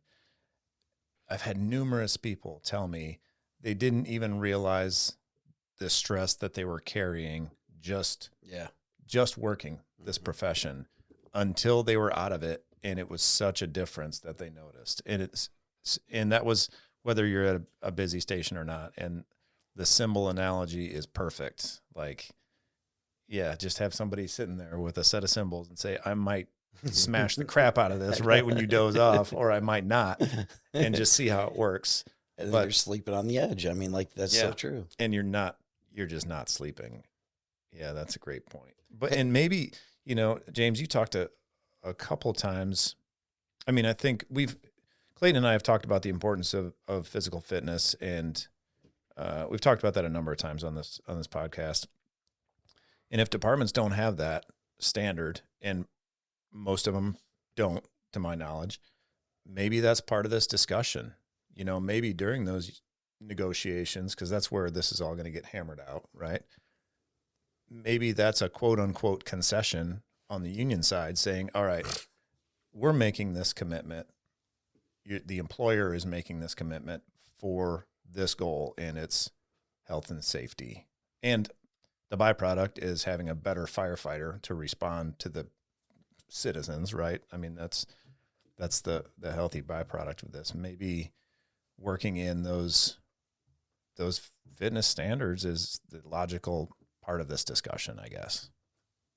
The thing with the opposition to fitness standards is not only are you allowing a diminished performance, which could get the firefighter killed, it could get their partner killed, or, as I think it was talking to Jake earlier, but I use the analogy, you get a firefighter, they make it 6 floors up to a 10-story apartment fire, and the kids die because they tap out and then they have to be dragged to the bottom again. That's unacceptable. There's no one can tell me that that's not completely unacceptable in our profession, unless it's someone who did all the training, is very fit, and then they had some medical event that was completely aside from that, and then absolutely then that changes things. But to allow fitness standards to be non-existent, to where people aren't operational, and that whole BS about, well, they're still able to work on the fire ground.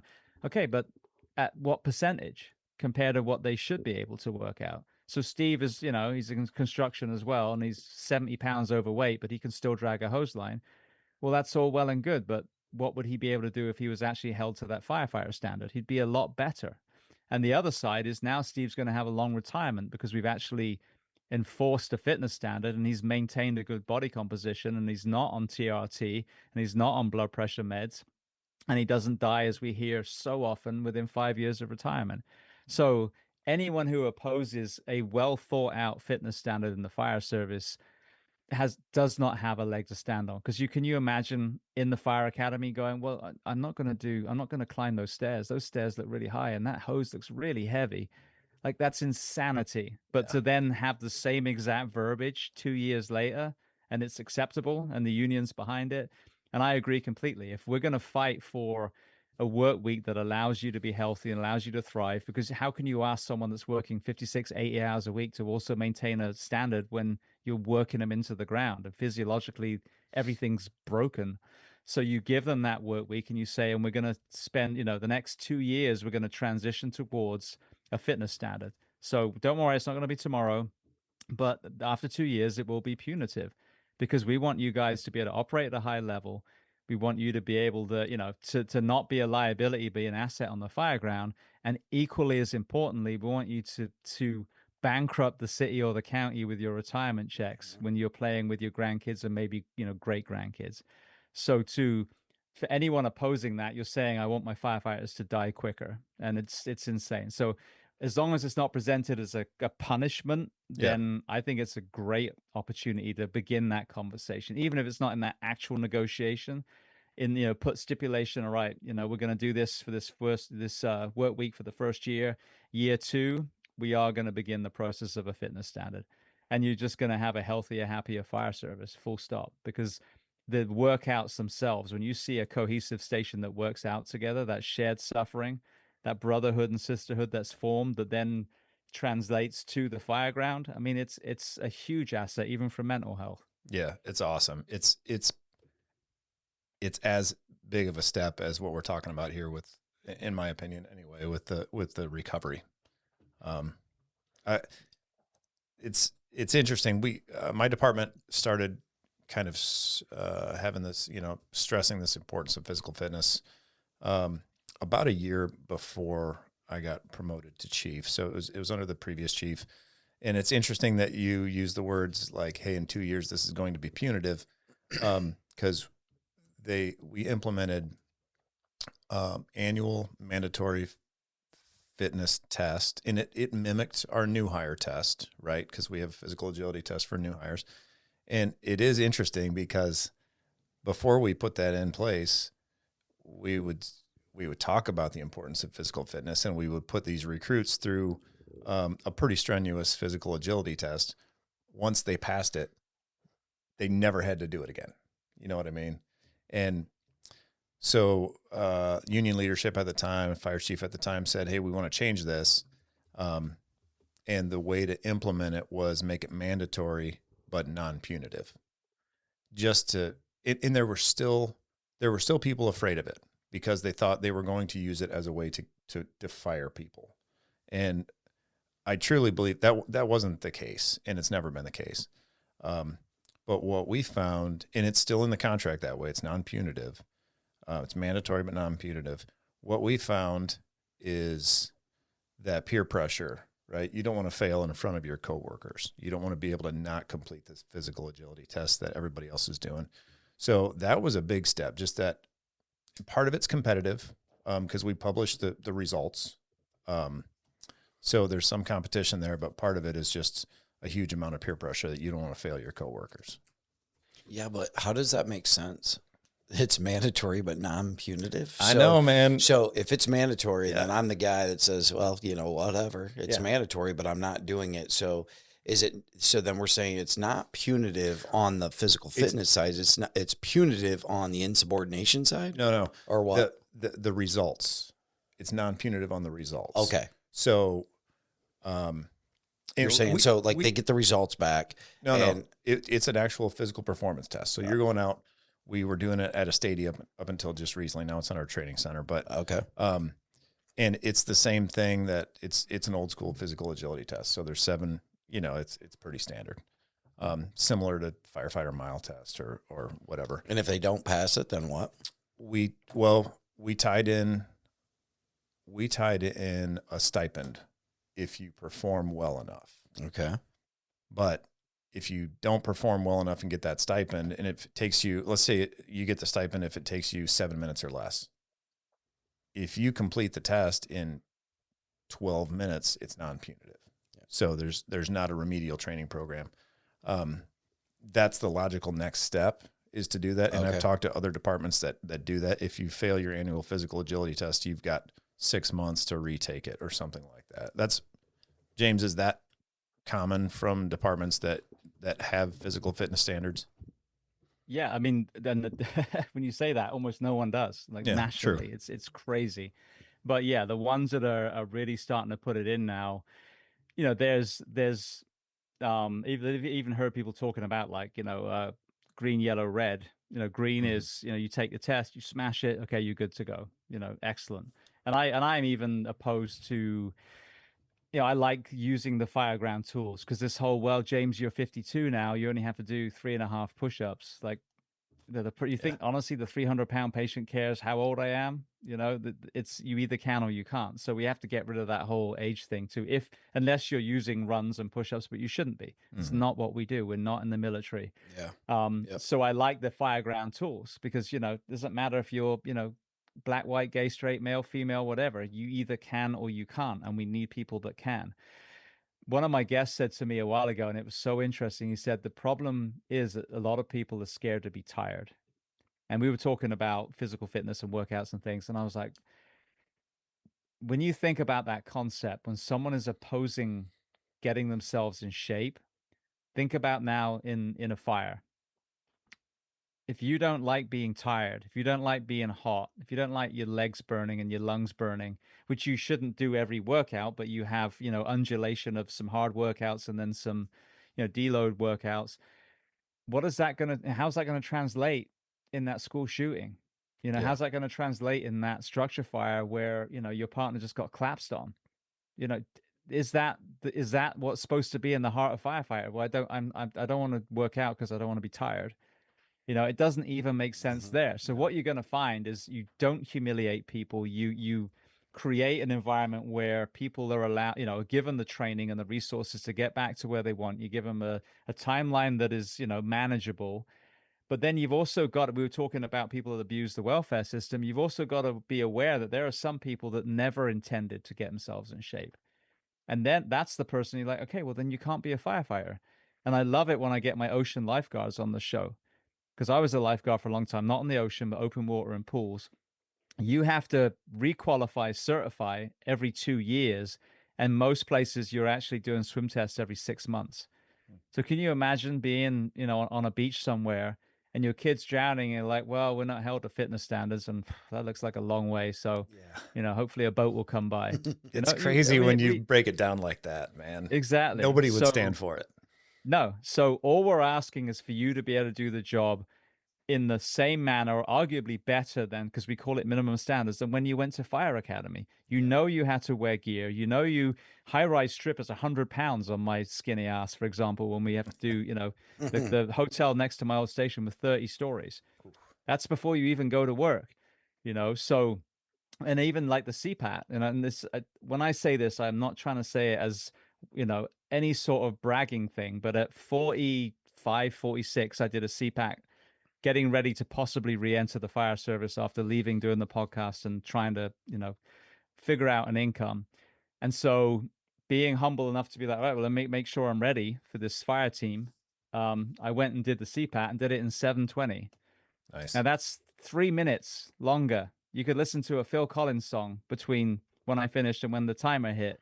So if I can do that at 45 and I am not an elite athlete, I'm not super fast, super strong, anything, you're telling me that a CPAT isn't fair to hold someone to, you see what I mean? So there's always this pushback. The reality is you knew exactly what was expected from you at the front door.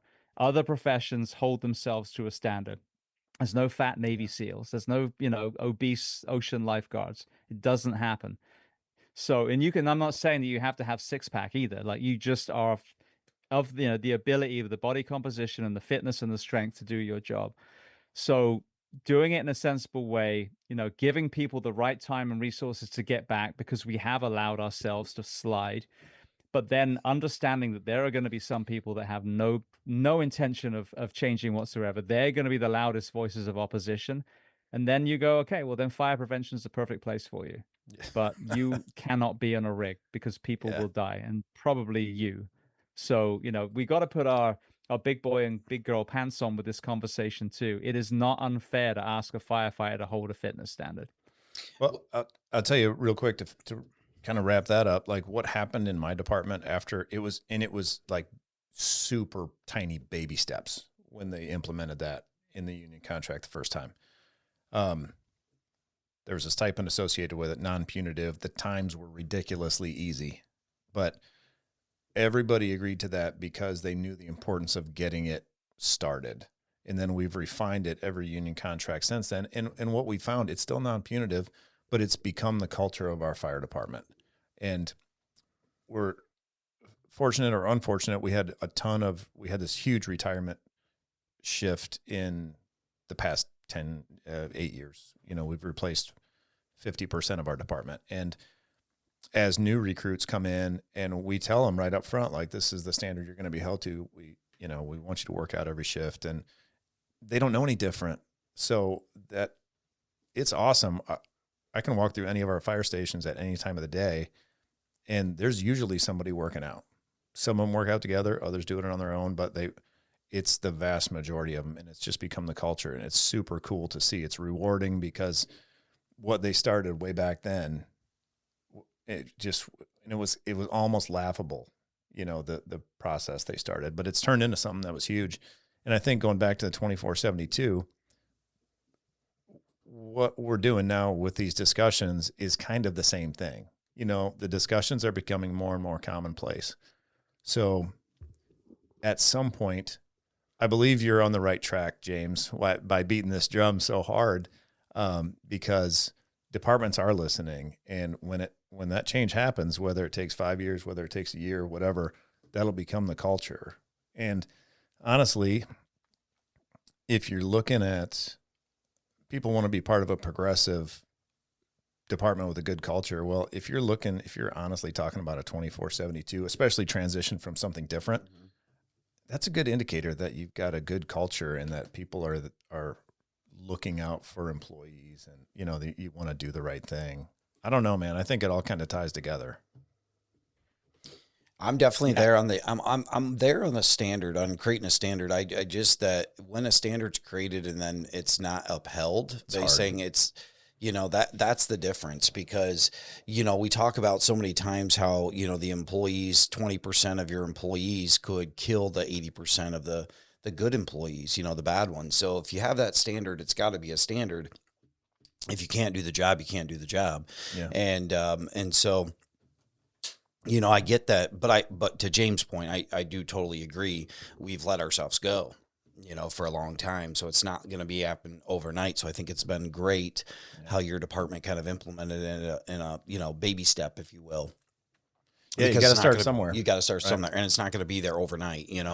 So if you do that standard, I mean, in our organization, we started the standard where and that was just the simple of the not a complete just fitness standard, but we do offer an incentive to the firefighter. So if they work out on their off days, they're able to earn additional time off, Oh, essentially. nice. Yeah, Wow. and we have a great gym at Station One, and so a lot of firefighters take advantage of that. So I think that but then the standard that we just kind of crazy, to James's point on a few things, that if you can't perform the job, you can't perform the job. You shouldn't do the job. If I can't flip the burger at McDonald's, I'm not going to be the guy flipping the burger at McDonald's. They just won't let me do that job. So Yeah. why do we allow individuals to do a job that they can't do? Or is it because they're just have to stand ready the entire time, and then maybe the likelihood of them having to do that specific task maybe never comes upon because we shove them to the side or whatever else?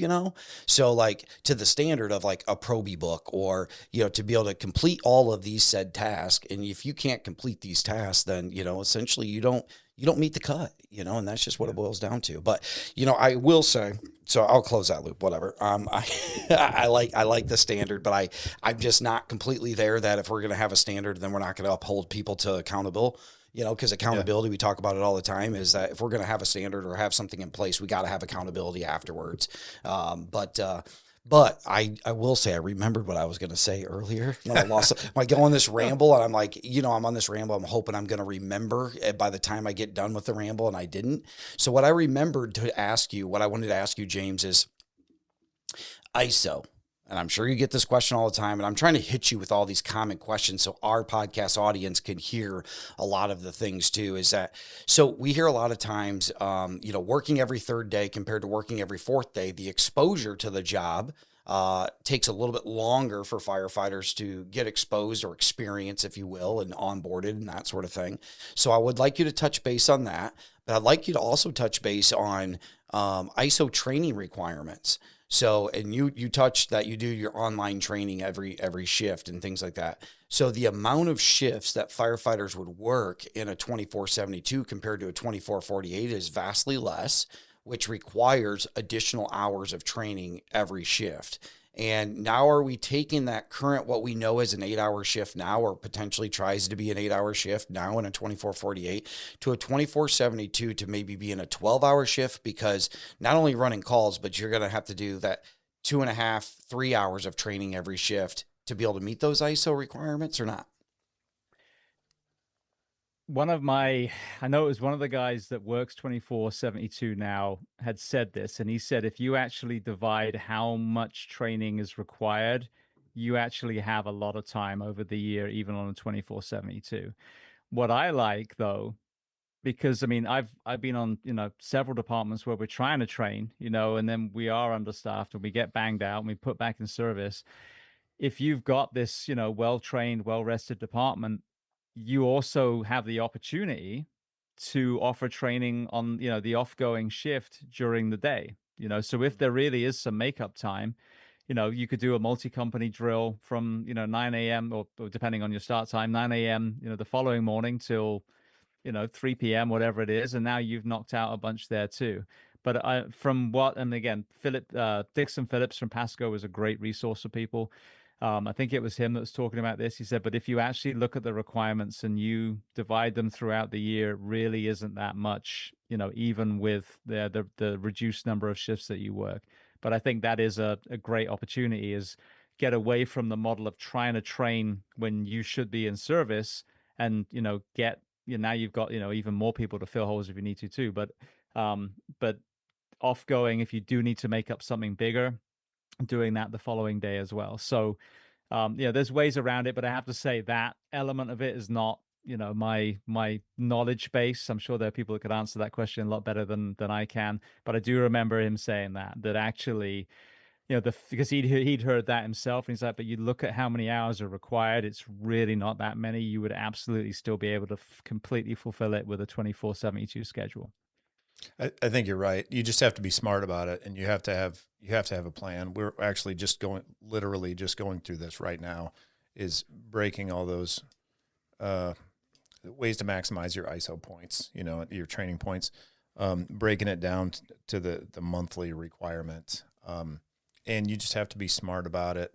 Have to plan it out, meaning, hey, you're expected to do this many per month. I think when I broke it down, I thought it was like, I really think it's like three hours a shift if you're on the 24/72, because I want to say it's somewhere in the realm of 200 and some hours a year, 240 hours a year with the company hours, the drive time that has hazardous material, training and things like that. But if you really dig into those and you kind of read between the lines on some of those requirements, you can get creative.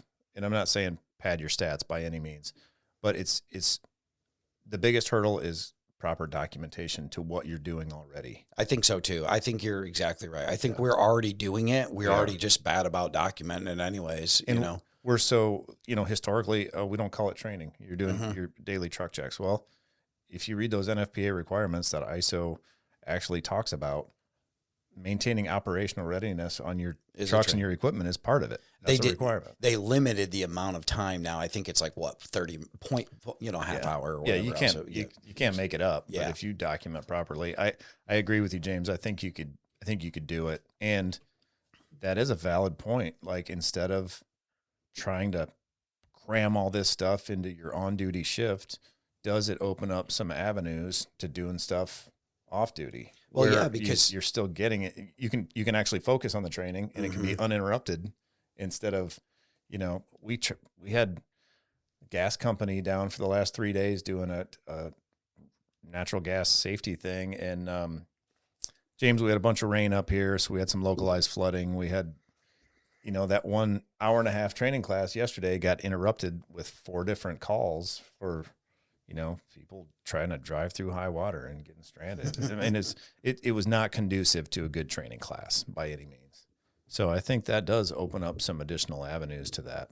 Yeah, as far as making up the big groups, I do think so too. So, James, what are we missing? I got another question for you, James. So I know you said that, part of it being 24/72 first, and then the next part being the start time. Is there any advantage of maybe a department can't go to the 24/72 right now, but the question would be, is there any advantage of maybe still adjusting the start time, and maybe that's a start for their department, or no? Is there not really any advantage of just simply changing the start time if they can't make the change to the 24/72 right now? Yeah, I mean, you absolutely could change the start time anytime, and that should, I would argue should be done in most cases regardless. I think, when you realize that you work 24 hours, and like I said, it's a dial, you can start and finish wherever you want. And for some reason, the few departments that have changed from the early morning have gone to the same exact number. They just put PM instead of AM. So now, they're navigating in the evening. And if you work in the city, now you're hitting rush hour. You're hitting rush hour probably off going, at least, leaving in the morning. And then the same if you change it to the evening. But what I like about the 11 is, especially if you work someone busier, say 11, 12 noon, you're missing all the traffic going to work and going home. So that's an asset regardless. But I would challenge anyone to say, I'm also going to look at 24/72, because otherwise, like you said, this is happening. Like the Indiana Jones boulder is moving, and the late adopters are running. You know what I mean? And so it is going to get you eventually. So do you want to be one of the the early adopters? And the advantage of that is, obviously, you get this swell of recruitment of veterans, And no one's trying to deliberately poach, but this is the only way we can navigate out of this crisis is to be one of the brave few that starts the cascade. You get to be the one that everyone does flock to initially. And then, like I said, the rising tide lifts all ships. So if you're just looking at a start time change and you're not looking at the 24/72, know that if you're struggling with recruitment now, in 3, 4, 5 years, you know, you might have to just be given over to the county because you lost your fire department. And I'm not doom and gloom. This is a reality because people, when we look at the statistics of how few people are testing now, that hasn't flattened out. Like we're still nosediving. It's still getting worse because people haven't fixed the things that are broken. So I would caution people on just looking at the start time. Absolutely encourage them to look at the start time, but in that same breath, make sure that you're saying, how do I get from where we are now to a 24/72? And let's reverse engineer the steps. Okay. Another question for you. Florida state law. So you're in Florida, tell me about that. So they embrace, or what is that? What did the governor do in Florida for the 24/72? So it's interesting. Um, the governor signed a bill that recommended the 42-hour work week be the standard for the Florida Fire Service. Now, what is interesting, especially with you guys who I'm speaking to, the organization, is the Florida Fire Chiefs Association put out an email saying that they opposed the 42-hour work week recommendation. Now, this was sent amongst their members, but as you can imagine, it got out and everyone got to see. Now, this is not every chief in Florida behind this, but the people who spoke for them, that was their stance. So, yes, the state has said that they recommend it. Obviously, there's a push to make that even, more, stronger language. But what really revealed is there are a lot of people, and again, just to be completely blunt, if you are in an administrative chief position, you are working Monday to Friday, and you go home, arguably at 5 p.m. to your family, and you sleep in your own bed next to your loved one, and you're opposing the proactive solutions to the recruitment crisis that, if we're being very honest with ourselves, people in leadership positions have created this crisis, whether it's the city and county councils, whether it's the previous fire chiefs, and it's our men and women that are paying the price. So to have this bill put in and then our chiefs association, not publicly, but privately say amongst their members that we oppose this really shows why there's such lack of traction, because the people that are at the helm that have the ability to really make these proactive changes, some of them are actually opposing it. So yes, there is this bill that's signed in Florida, and it certainly has added some momentum and some hope to some of these departments that were already thinking about it. But it also has pulled back the curtain on a lot of people that are opposing it, who they themselves enjoy an even better work week than these men and women are fighting for. So that's where we're at with the bill and how it's been received by some of the people. Did they say why? Was it just, are they being short-sighted? Are they saying we don't have the money, we don't have the people? Like they're putting the problems, they're using the problems as like a barrier to this? Did they have a reason? I mean, I think one of the things where they were talking about the financial side, but then it goes back to what we've talked about. Yeah. If you're talking about where I live, every corner of this county is exploding with construction. A reporter friend of mine just told me supposedly we're the largest growing county in America. Wow. So to then have the recruitment and retention crisis that's costing tens of millions. And as you alluded to earlier, I can't remember if it was when we hit record or not, there was a national incident, with firefighter hazing that, you know, the story behind is kind of convoluted as far as, was this an angel that it happened to? Had they done it themselves before? But I think the way the case was handled is certainly going to lead to some of my taxpayers' money going to lawsuits. Mm-hmm. So this is the problem. If you're in a fully staffed fire department and you barely use any overtime and all your people stay for 25 years and you see this, I can understand a little bit more, Yeah. skepticism. all your firefighters are healthy, no one's ever taken their life, all the marriages are intact, no one's an alcoholic or using opioids, then yeah, I get it. But for the rest of us in the real world, we know that there's a problem. We know there's downstream costs. So really, then it's like it really to me, and I'll just be completely blunt, is I'm seeing a complete lack of moral courage from people that are enjoying the six-figure paychecks and their 40-hour work week that are completely devoid of the courage and backbone to fight for their people. So that's really, where, and I'll put this on unions too. There are some unions that are fighting this, or putting zero effort in. So we're really seeing now the real brotherhood and sisterhood, who's actually fighting for their people. And as you guys were saying, if you see a department that's fought for a 24/72, and now they've got a great health screening every year, and they've employed mental health counselors, and they get unlimited sessions. Okay, they understand that I'm an asset in this department. They want to take care of me, and I'm going to perform at a high level. I'm going to have longevity. But if you see the opposite, it speaks volumes of the culture.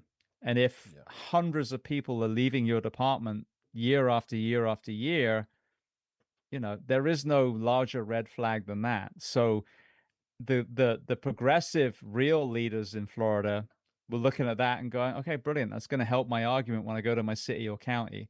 And the people who I would argue shouldn't even be in that position are looking at and are threatened when there are so many case studies now of its success and so many different ways of doing it. Destin, Florida, I think has 3 or 4 stations. Palm Beach County is the largest county in Florida. They're in the process of going to it now. So big, small, rich, not so affluent. I mean, they're all doing it. And the only difference is their men and women, believed that they deserved it. And then they forged relationships between the firefighters and the unions and the administrators, and they made it happen. And as we're seeing now they're destination departments that people are flocking to, and not just for the work week, for these other layers as well that they're putting on top. And from a negotiation point of view, now you can start saying, well, we've saved you all this money. Let's talk about a pay raise. Let's talk about a higher stipend for specialty pay and things that are baked in that now, add even more value. Let's create these specialty teams, whatever it is. So it really is this kind of, snowball effect. Once you take that big, courageous step, there, you'll see other things start to improve as well. And we'll go back to the fire service of old, where you got hired, you stayed with that city or county for 20, 25 years, and you retired rather than bouncing from place to place to place, trying to find somewhere that, you can work and hopefully still stay married. Yeah. That's the biggest visible change, I think, is people bouncing from department to department. That was unheard of even 26 years ago when I started on my department. It was almost unheard of that you would leave your home department and go somewhere else. And now it's the norm. It's interesting, but even if you can't implement it right off the bat, have the discussions, at least go into all these discussions with an open mind. And I would say that to administrators, to fire chiefs, and to union leaders as well. Don't expect to, this is the problems that we're trying to solve are real large problems, and they didn't spring up overnight, and they're not going to be solved overnight. I love the start time discussion. That's something that's easily achievable. I wrote down, what about a flexible start time? I mean, should we as fire chiefs look at that? Because what 7 a.m. might work for some firefighters, 9 a.m. might work for others. Like, is there a way that we can think outside the box and say, okay, how does it work? Because it is important for people. You know what I mean? Like, home life is important. And getting up with your kids in the morning and getting them to school, like, that might work for some people. And other people are like, I want to get out of here at 7 a.m., at shift change. I don't want to wait till 11. So I think just thinking outside the box and trying to solve these, maybe it works, maybe it doesn't, but at least we have to have those discussions. And, going specifically to the whole issue with recovery and sleep deprivation, even smaller things, if you can try to improve the quality of sleep, while you're on duty, even in like just less interruptions. If there's ways to do that, we did some minor things, and we got great feedback from our firefighters. They're like, I actually feel my body healing because I'm getting my quality of sleep is better. And it went because we had an open dorm room. Now we have individual bunk rooms, implemented a night dispatch where, people aren't waking up all the time with every other station going out on calls and stuff like that. And the results are pretty huge. We had a very senior guy say that was the um, biggest impact that he's seen on himself in his entire career. And I mean, that's pretty huge when you got a guy that's a 30-year guy telling you that. And it was simple, low cost stuff that we were trying to do. And it has a real impact on people.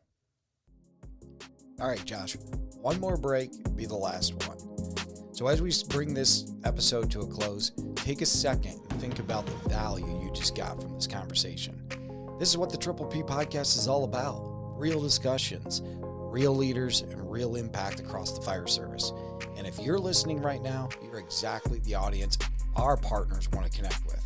So if you're a company looking to be a part of something that's premier, professional, and proactive, we'd love to have you join the Triple P family.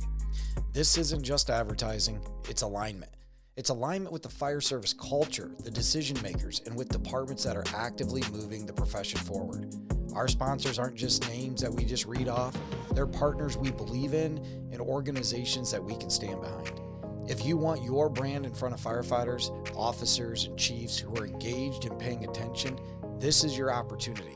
So let's finish this episode strong, and maybe next time it's your company that we're talking about. So reach out, tripplepodcast74@gmail.com, and become part of the family today. That's one of the craziest things, to wake up a whole station for, a rescue of two to go on a call. Yeah. Or chief to sit up all night listening to the radio. Like, I mean, that I think is almost an ego thing. Like, you got grown up professionals. If they need the chief, get them to tone the chief out, let the guy sleep or let the lady sleep. But the way I look at it, I was just thinking, there's a brand new analogy just popped in my head when we were talking about, even if they don't go for it straight away. If you put this same application in the fire ground and you lost a firefighter who the crew couldn't get them out. They went down in front of a window and no one could get them out, and they got burned up. And then one day you got told that there's this thing called the Denver roll, and there's actually training that you can do to next time be able to save that firefighter. And you go, no, it's going to be too hard. Yeah, true. How would that work on the fire ground? Now you lost another one, and they know that you refuse to do that training. It is no different.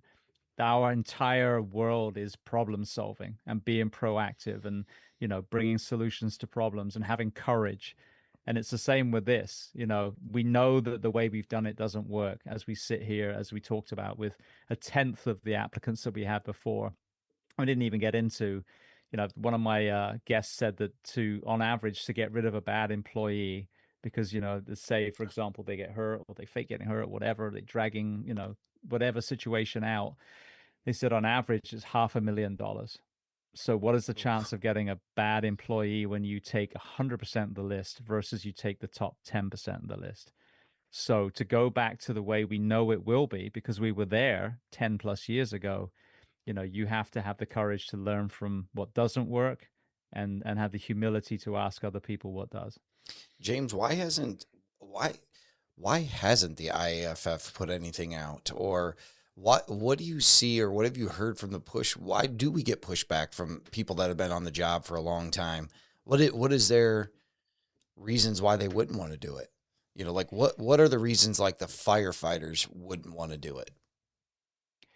I mean, honestly, again, the same reason that the person at the store will ask you, "What are we buying you today?"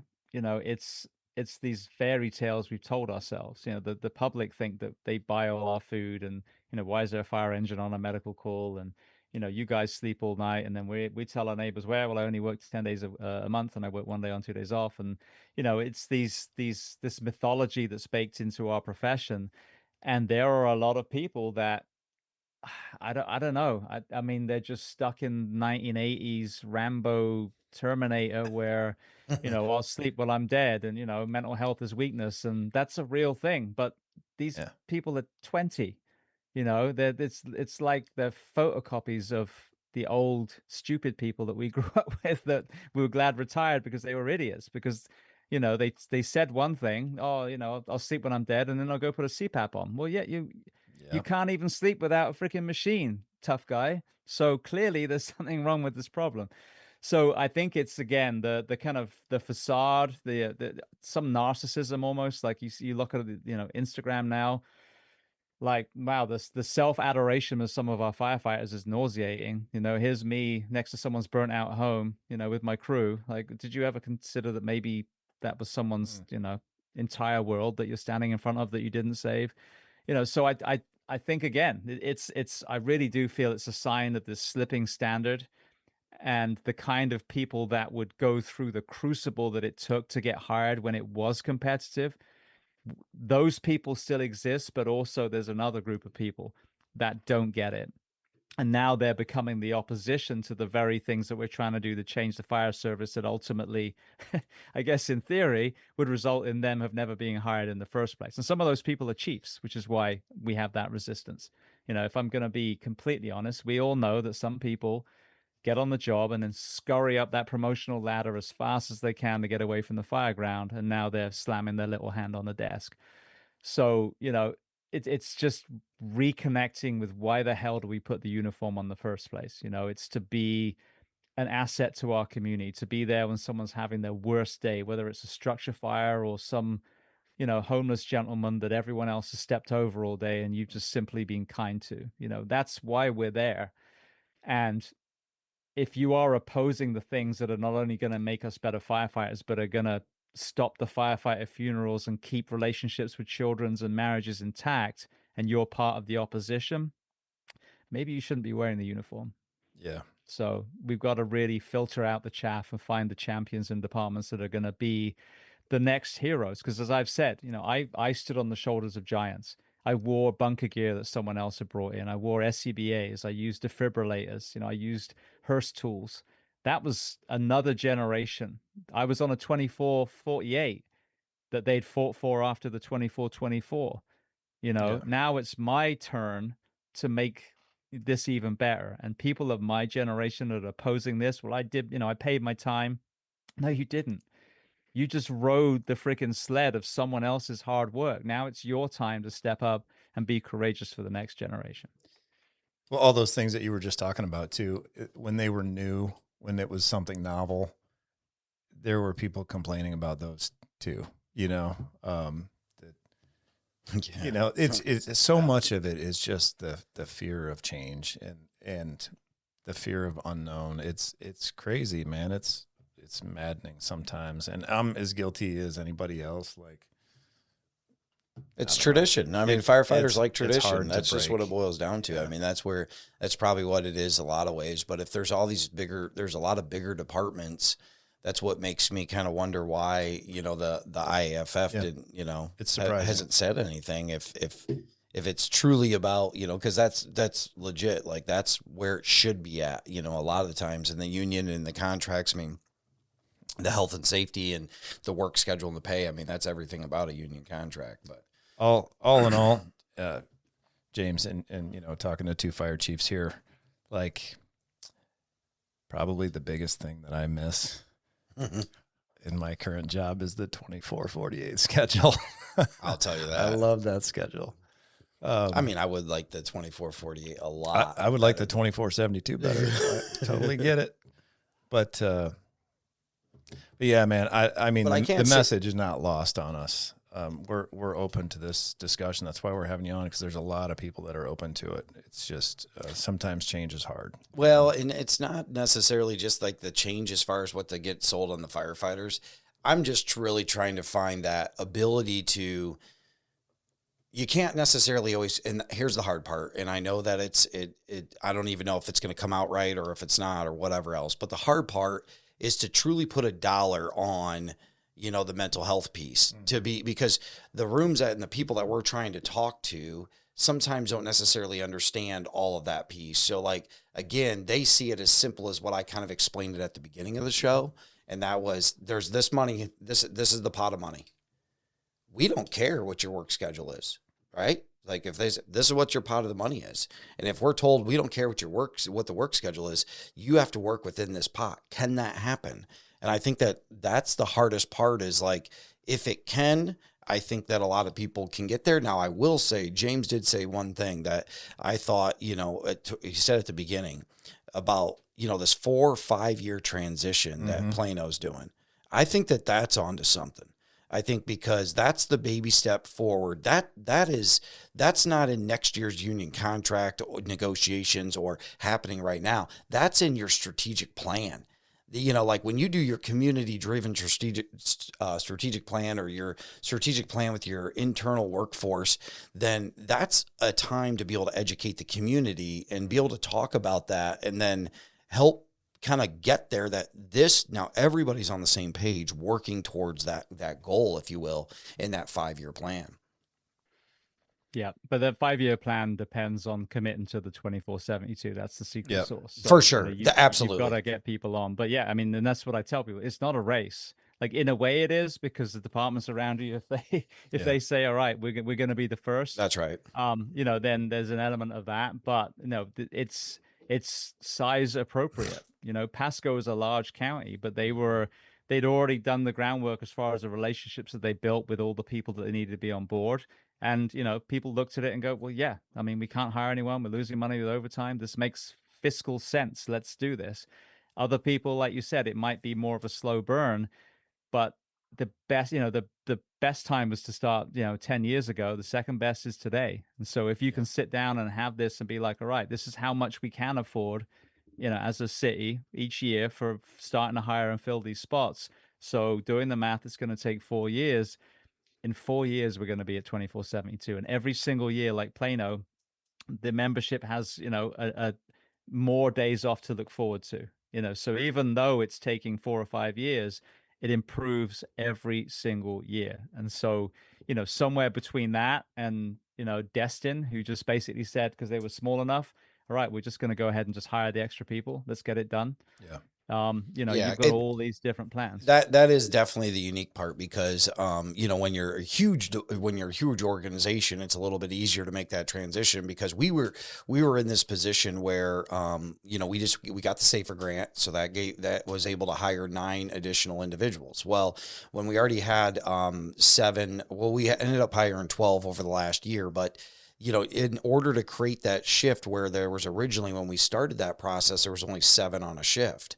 So essentially that first 7 could have went and created that 4th shift, but then we would have never been able to, we would have been right back to where we're at, being able to actually get the correct amount of firefighters trying to meet that, 1710 standard and trying to get the amount, 10 firefighters on scene, less than 10 minutes. So like you're in this, it just depends. And to your point, it depends on what size department you are of how maybe easier the transition is. So I think it could be very, very, a lot cheaper. I think we'd be in a better spot now as you see the more firefighters you get, the more Kelly days that you have, which easier makes the transition. Cause I think there is like a neighboring department by us that has, probably, I think around 70 or 80, full-time individuals. And they said, yeah, we could add a 4th shift or they think they can add a 4th shift with maybe only adding essentially 6 more positions or something. So you might, add a few, which is probably a lot easier thing to swallow for that,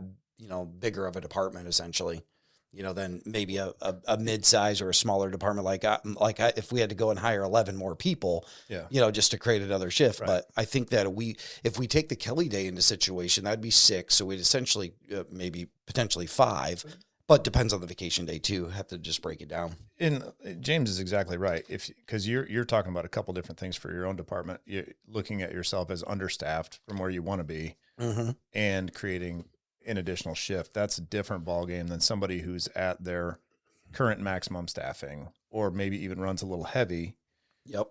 Then if you're looking at, all right, let's take these people that are on a Kelly Day every shift, move them over to the new shift. And you also take what your overtime budget is and even a conservative estimate, whatever you spend on mandatory overtime to maintain your staffing, put that over towards that new shift as well. Some departments wouldn't be that far away. Yeah, I agree. Yeah. But it depends on what situation you're in, how big it is. Yeah. if you got the money to do it, why take 5 years? Get it done right away and Absolutely. start seeing those benefits. But Well, like I said, you're getting actual human beings for yeah, that money rather than overtime, which is really making the human being that's straight time. You're paying them time and a half, and you're breaking them down. yeah, So, those two things aren't the same.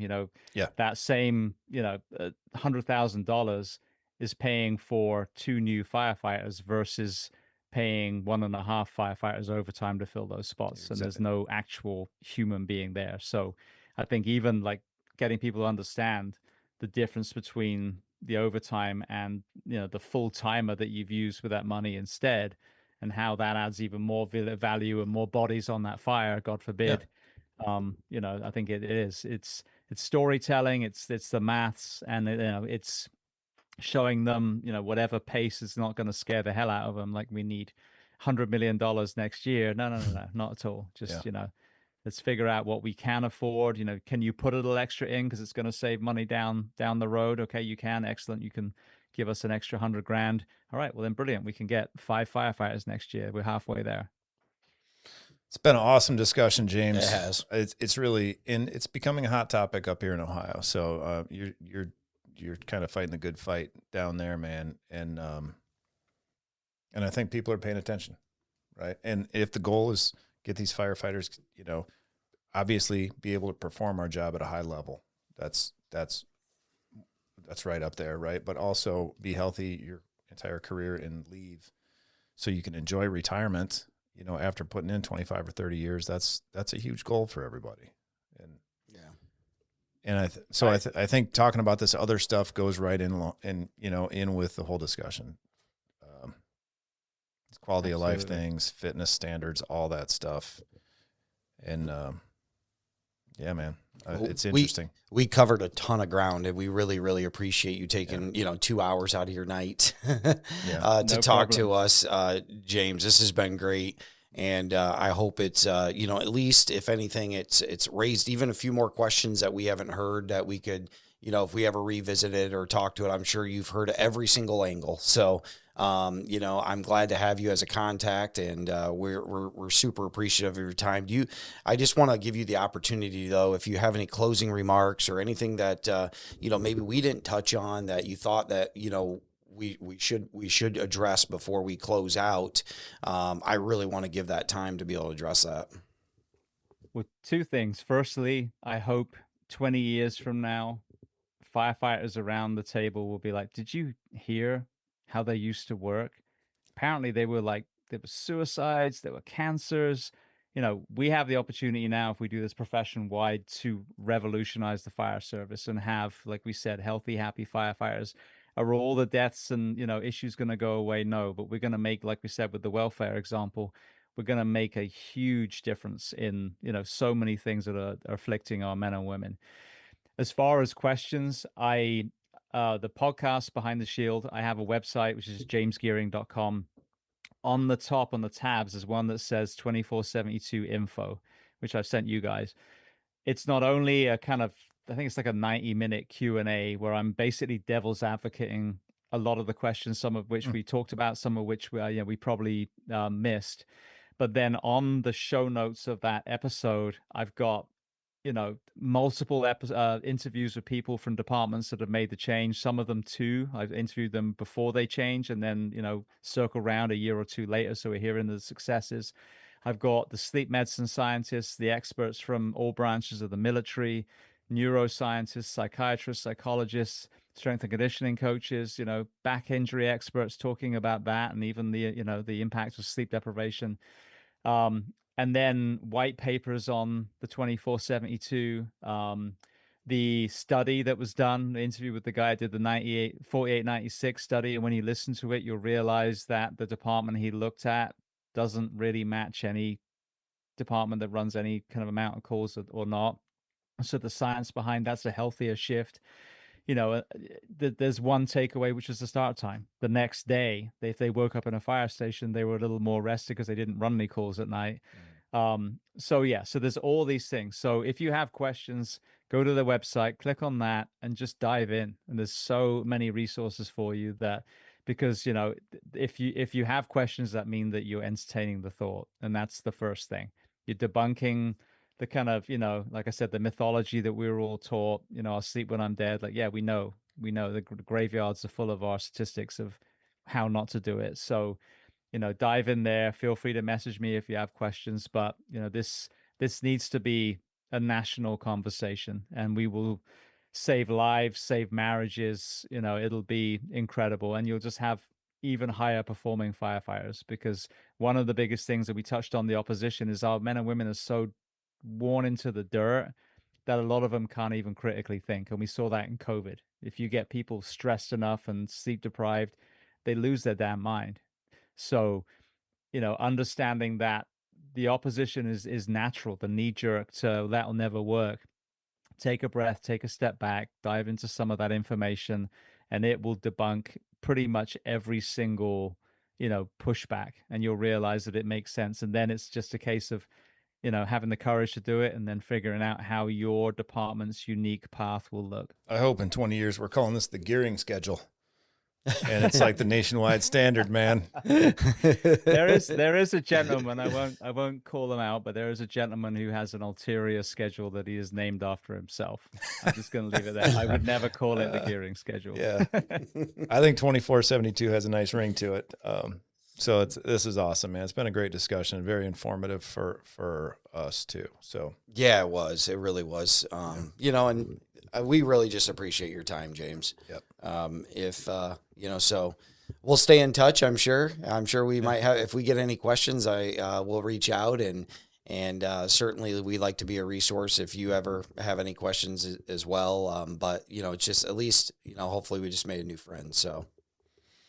Absolutely. Well, thank you so much for having me. It is an honor. You know, I mean, the fact that, you know, you're actually where my wife grew up. She's from North Canton, so I'm in Ohio Nice. quite a lot. And then Jim Bernica, I go to his exotic Beaver Creek conventions every couple of years. So yeah, you know, it does mean a lot, because this is it. We need the leaders in whatever space, whether that's the, you know, the trusted voice in a firehouse or a chief's organization, to ask these questions and you know, figure out how to make it work, and make sure it is the right thing. I mean, that absolutely, you know, needs to be investigated. But, you know, when we're having this conversation, some people start seeing, you know, all of the upsides. I hope it does start a revolution, and I'm excited to see, you know, who the first you know, thought leaders are in Ohio when it comes to this schedule. Because like I said, that boulder is moving, and the more, you know, I love putting on social media when someone sends me another department that's gone, and that just fires up everyone else. So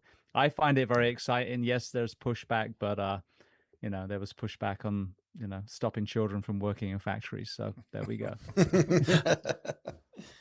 Well, thanks a lot, James. You have a great evening, and enjoy that sunny Florida weather. You know, and you're in a great part of the state. Like I said, my family lives in Marion County. I have you know, my sisters all live there, and then my father-in-law actually lives down in the Villages, so he's not too far as well. So, again, thank you very much for all your time, and we definitely, truly appreciate it. Thank you so much. all right. Thank you for tuning in to the Triple P Podcast, premier, professional, and proactive, brought to you by the Ohio Fire Chiefs Association. If you'd like to hear more, follow us on Spotify, Apple, Google, or wherever you get your podcast. And if you feel so inclined, please help us spread the word by telling your fire and EMS friends about this channel.